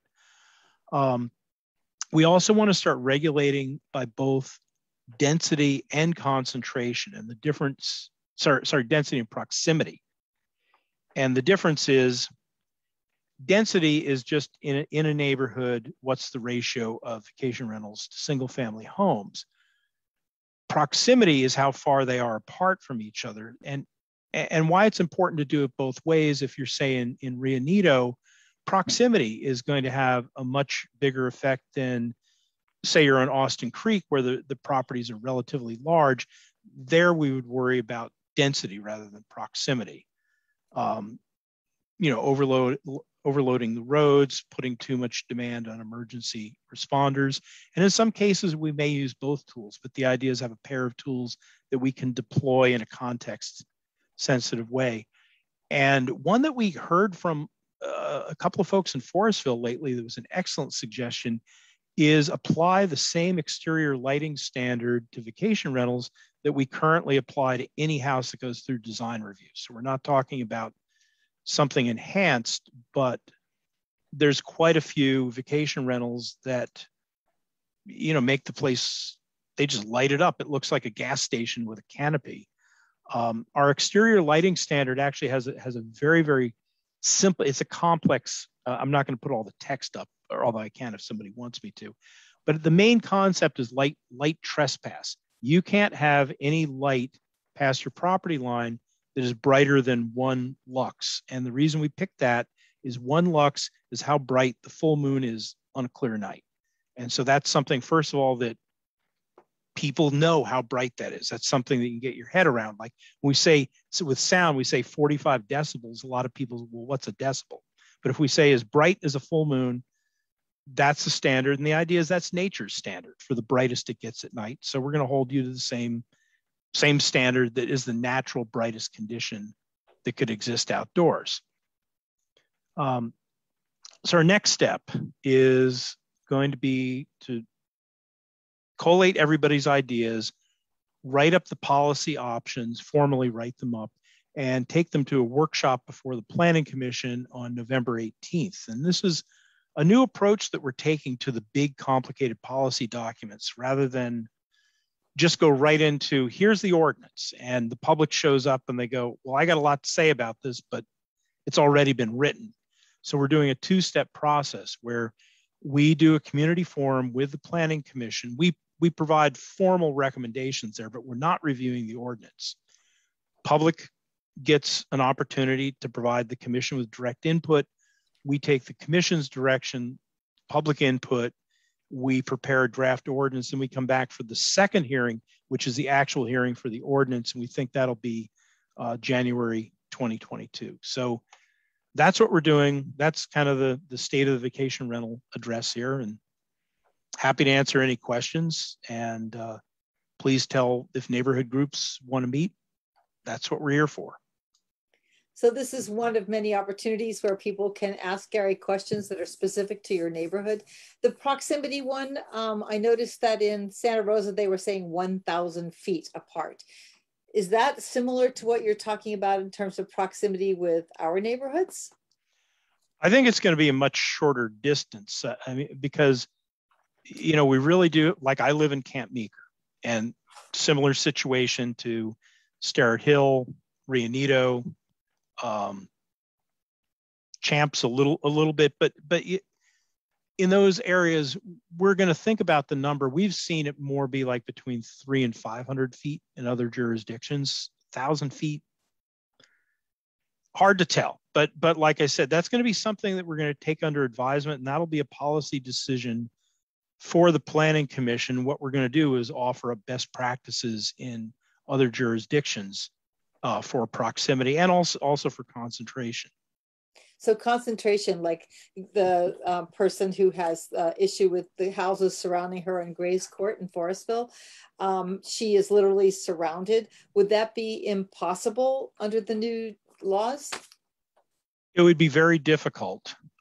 We have a similar, actually a much worse situation in Sonoma Valley, where a whole neighborhood, not just one person, has over 50% of the homes are vacation rentals. And there's entire blocks that are just vacation rentals. So those are the situations we want to take care of with the concentration policies. Is there a concentration that allows a neighborhood to maintain the neighborhood feel? Like you have like 70% residents, 30% maximum of vacation rentals, because there's a number of percentage that would diminish what is a neighborhood? Well, our view on that is that's like saying all neighborhoods are the same. And then we're trying to avoid taking that approach to policy here. We want to have it be context sensitive. So we'd like to come up with a policy as reasonable flexibility to both accommodate itself to how the neighborhood is situated, constructed, operates, but at the same time, you know, giving the property owners a reasonable ability to responsibly rent their houses out on a temporary basis. So we're trying to balance those two things here. And, you know, that because it ranges from somebody has the old family vacation home at Vacation Beach, and they rent it out a couple of times a year on Airbnb, all the way to the institutional investors that might own a couple of dozen houses, and they're just rented every weekend. They're basically hotels. So it runs the whole gamut. That's why we need some flexibility on how we're going to deploy the standards. One of the questions that keeps coming up, and you and I discussed briefly specifically was the impact on school enrollment. How many houses are being lost to vacation rentals that otherwise be occupied by families with children, and therefore our schools are impacted? Is this study that you have from the doctor that is complicated to understand? No, Rob Eiler is actually a very easy person to understand. I wish he wrote as well as he speaks. So does he address the school enrollment issue since it's county-wide? Not directly, but we could probably infer that just by getting demographic data and plugging that into the housing. You know, his direction from the board is very specific. Is, does this affect housing prices? If so, how much? And what are the thresholds and trigger points for where housing prices are affected? So the scope didn't go to school enrollment, but I think once we get some good numbers on what it's doing to single family homes, we could do that analysis. A big discovery is a lot of these areas, especially on the coast, all those homes are second homes. You go to Sea Ranch, they're mostly second homes anyway. So it isn't as if there were students or families in those homes. They're just being converted from a family home. They're being monetized by renting it out on Airbnb, which is, you know, very, very different than, you know, say, well, I won't, it's dangerous to draw generalities here. But yeah, I mean, we see big concentrations.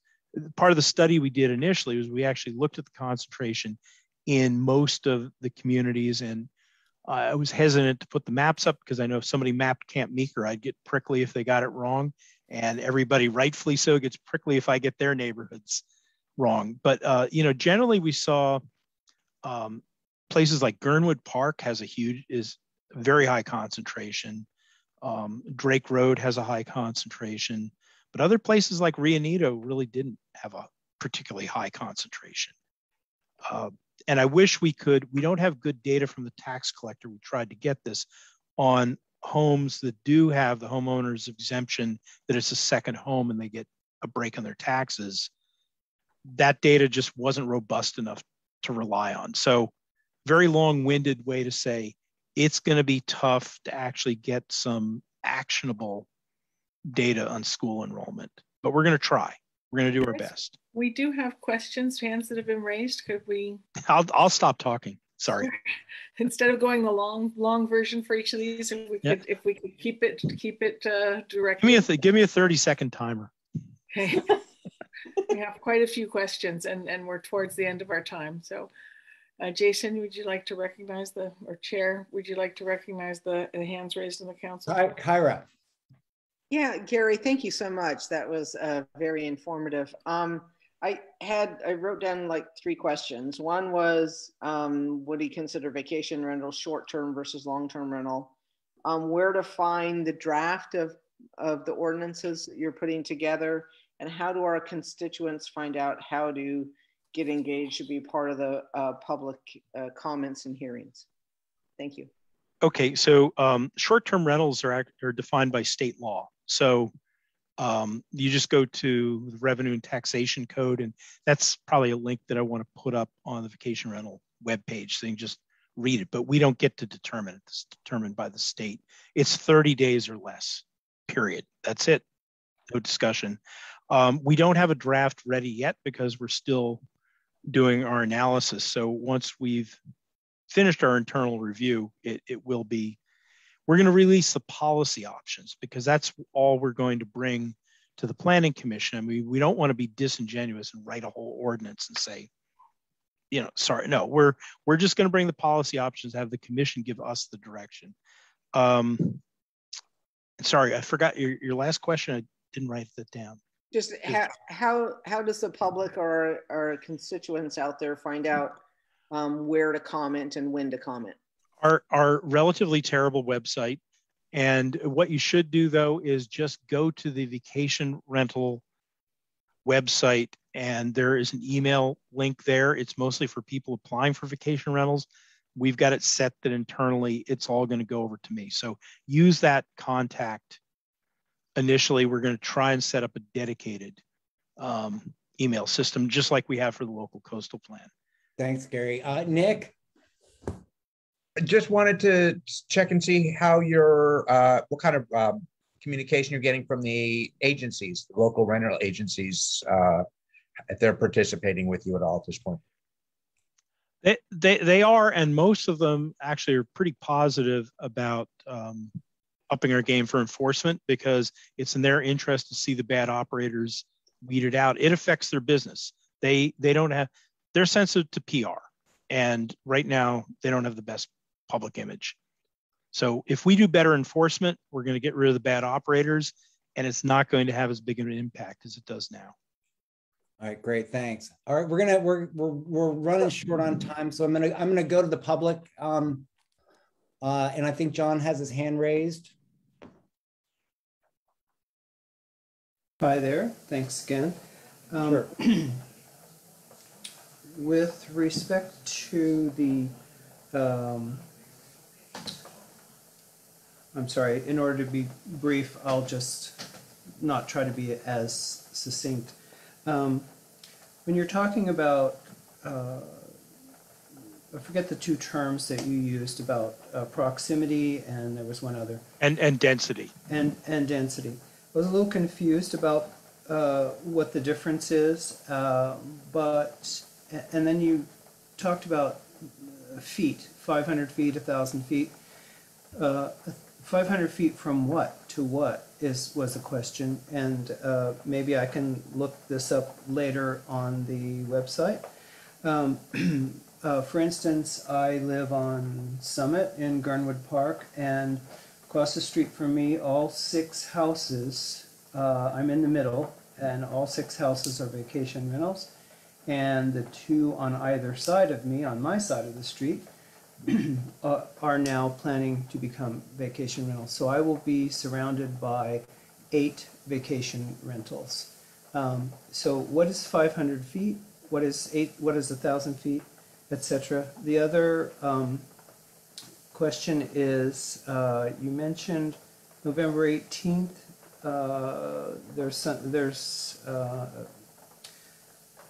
Is that going to be on your website so that we can attend that meeting? Is it something that citizens can attend? And you also said vacation rental website. Is that vacationrentalwebsite.com, or is it something else? Okay, the vacation rental website, if you just do it, it's part of Permit Sonoma's website. So just do a search, Permit Sonoma vacation rentals. It's usually the first thing that Google sends back to you. We haven't yet, we're going to present different ways of determining the distance between rentals, and that's why we're doing this forum approach with the Planning Commission. So there's a lot of different ways it can be done. We haven't decided on one way or the other. Certainly the situation you described is also high concentration, because there you look at the percentage of rentals within a certain area, and it's really high. All right, Steve Tripp.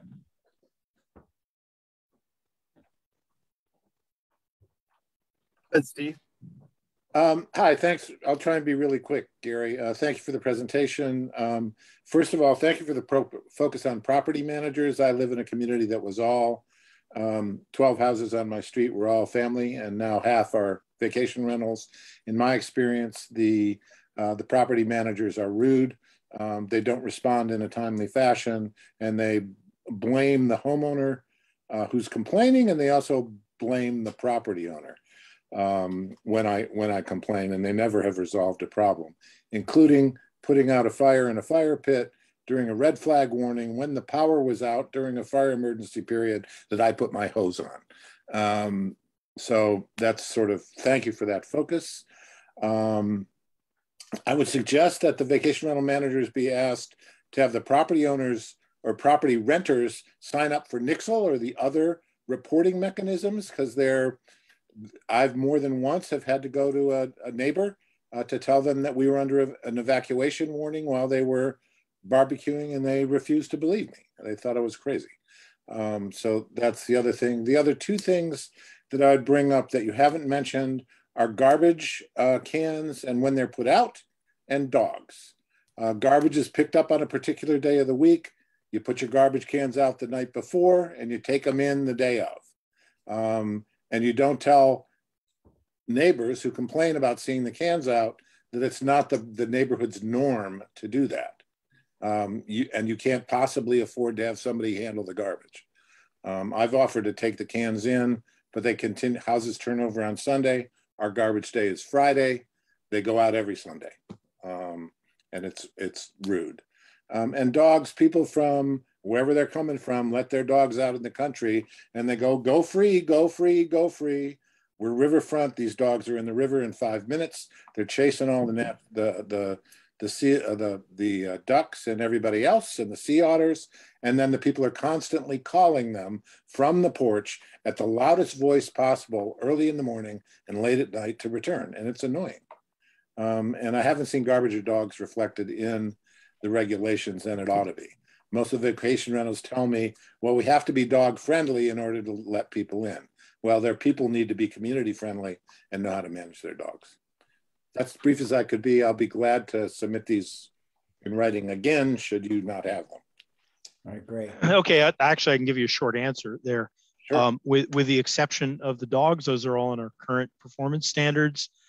When we deploy the 24-hour number, if they don't respond, they're going to lose their license. Simple as that.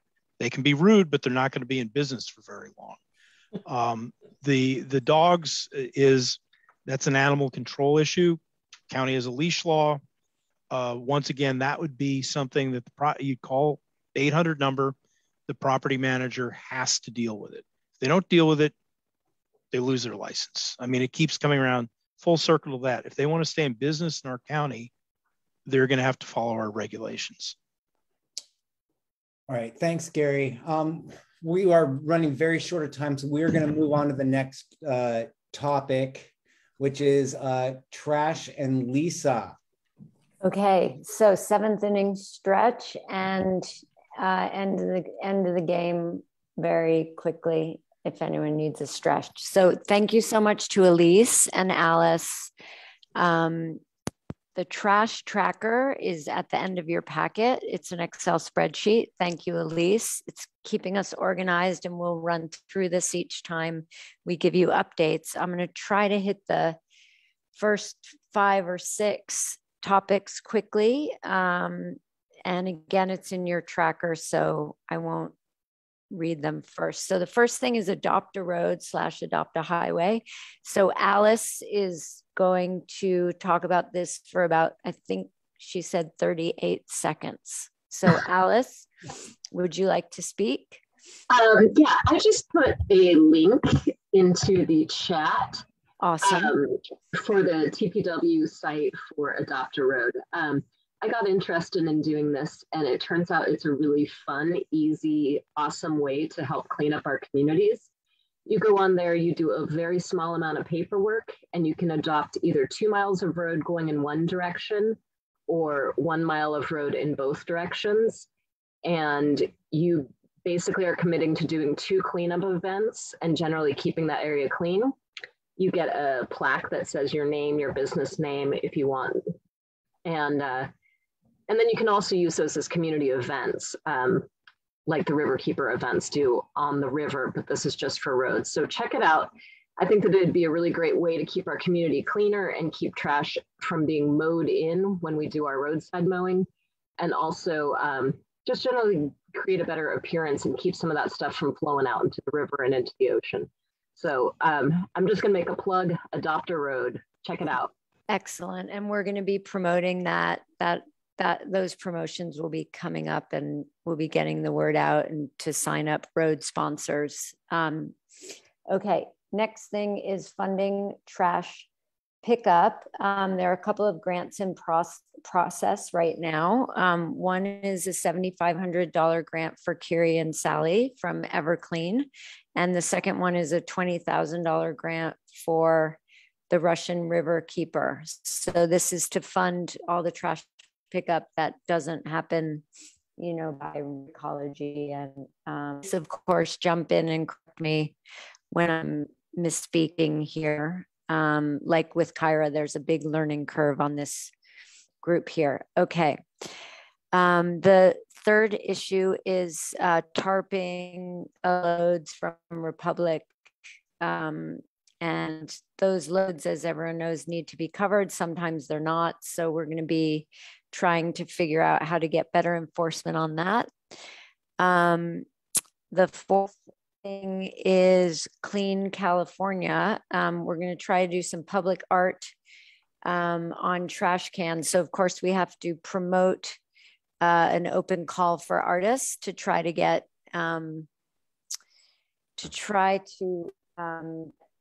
actually art on them.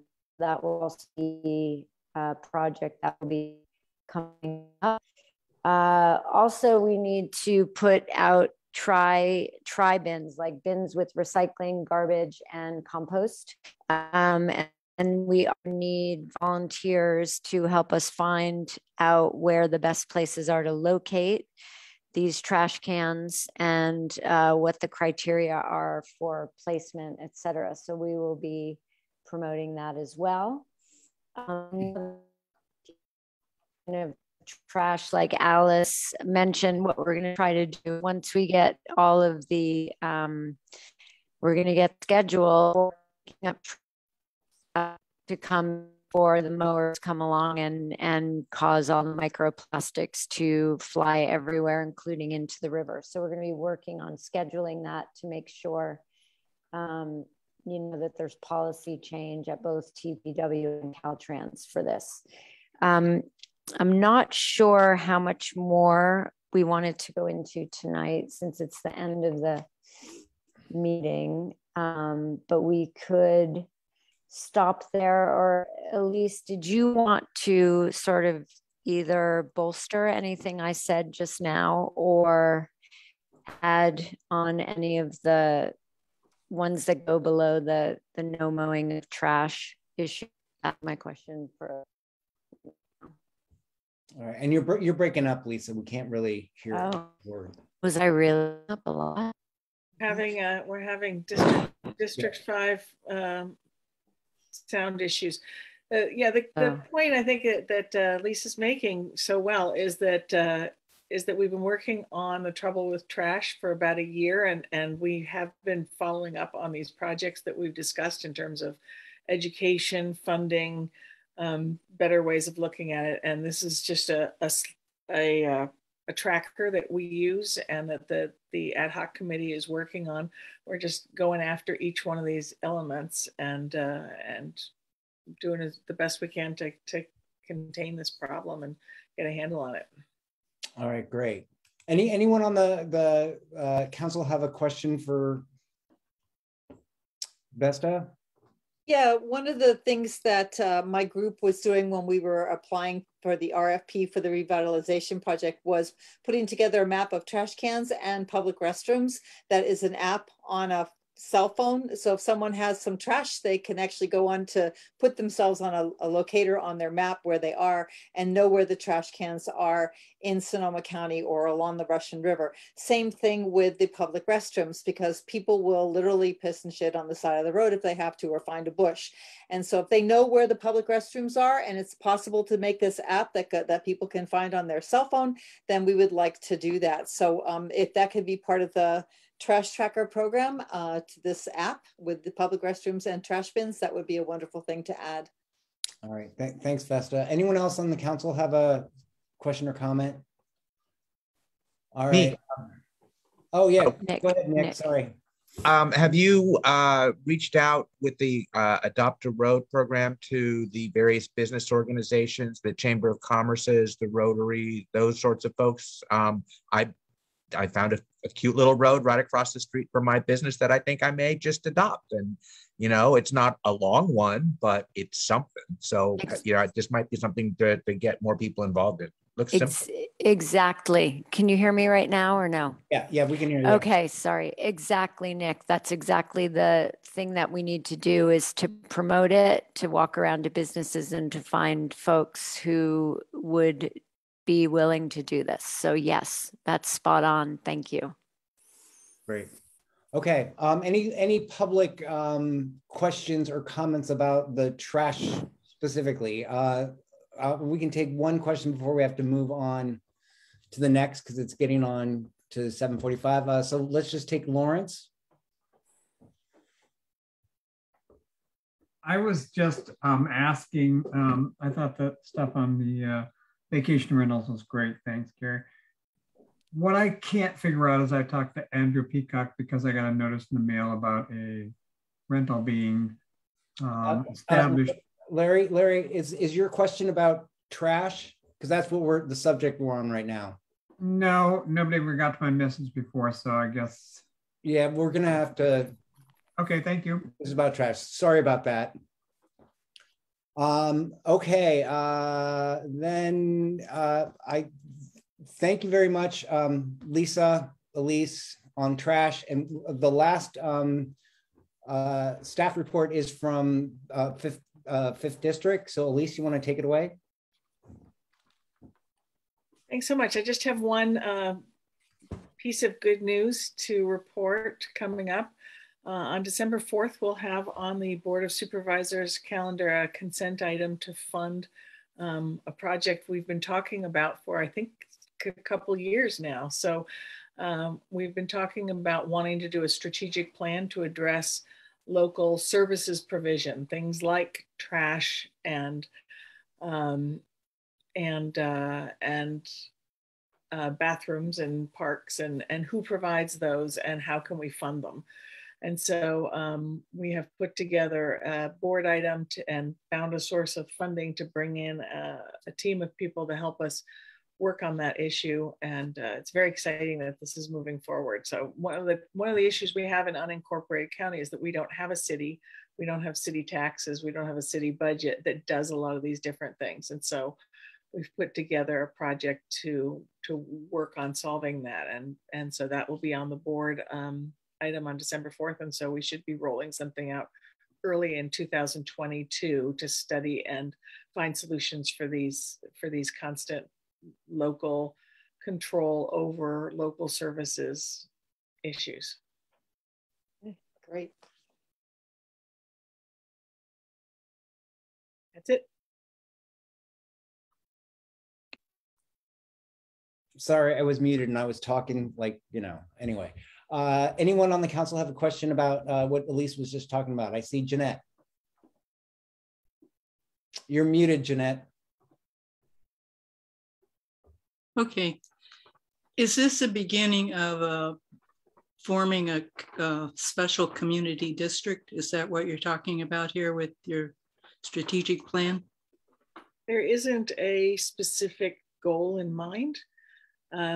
Identifying and mapping community service districts and talking about which ones are there and what their role is a part of that, because a lot of people don't understand that tool in our toolbox, but we'll also talk about other options as well. Okay, thank you. Anyone else in the council? Any public questions for Elise? All right, thank you, Elise. All right, we're gonna move on to proclamations, and this is a quick one, guys. There are no proclamations to be made. And then the last item before we adjourn is, does anyone have any agenda items that they'd like the MAC to consider for our next meeting? We'll go to, okay, Kira.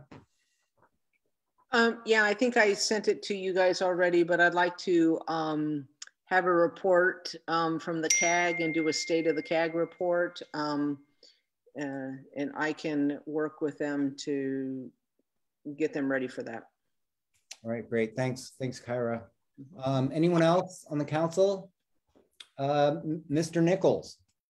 I think it's time in December to add to the agenda the consideration and election of chair and vice chair for the upcoming year. Okay.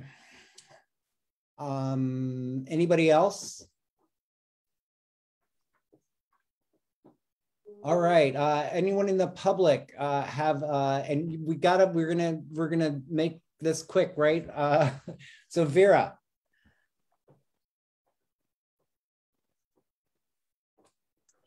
Hi, I'm really wanting you guys to talk about giving Carrie and Sally more money.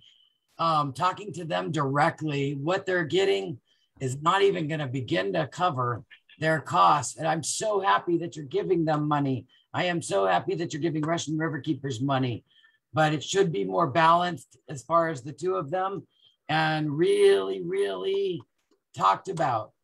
They need a personal discussion with the MAC board, a personal discussion with Linda Hopkins. And all right, thanks, Vera. Anyone else? Then we're asking for agenda items. If anyone has any suggestions, if you can always email those as well to us at the Lower Russian River MAC, either to me or to Elise or to Kyra, and we will make sure to consider those items for next time. And our email addresses are all on the Sonoma County website and under the Lower Russian River MAC section. So with that, would someone like to make a move to adjourn the meeting? Motion to adjourn the meeting. Pardon? A motion to adjourn the meeting. Thanks, Kyra. Second that. Second. We can just do raise hands if we're all in agreement. Raised hand. All right, raised hand. I think that's everyone. Thank you all for coming. Thanks all ad hocs and all the work that everyone's doing. I really do feel like we are starting to gel pretty well and getting some stuff done. So thank you everyone. And thank you for the public for participating. It was great seeing you all, even though it's virtual. Bye y'all. Okay. Thank you. Thank you.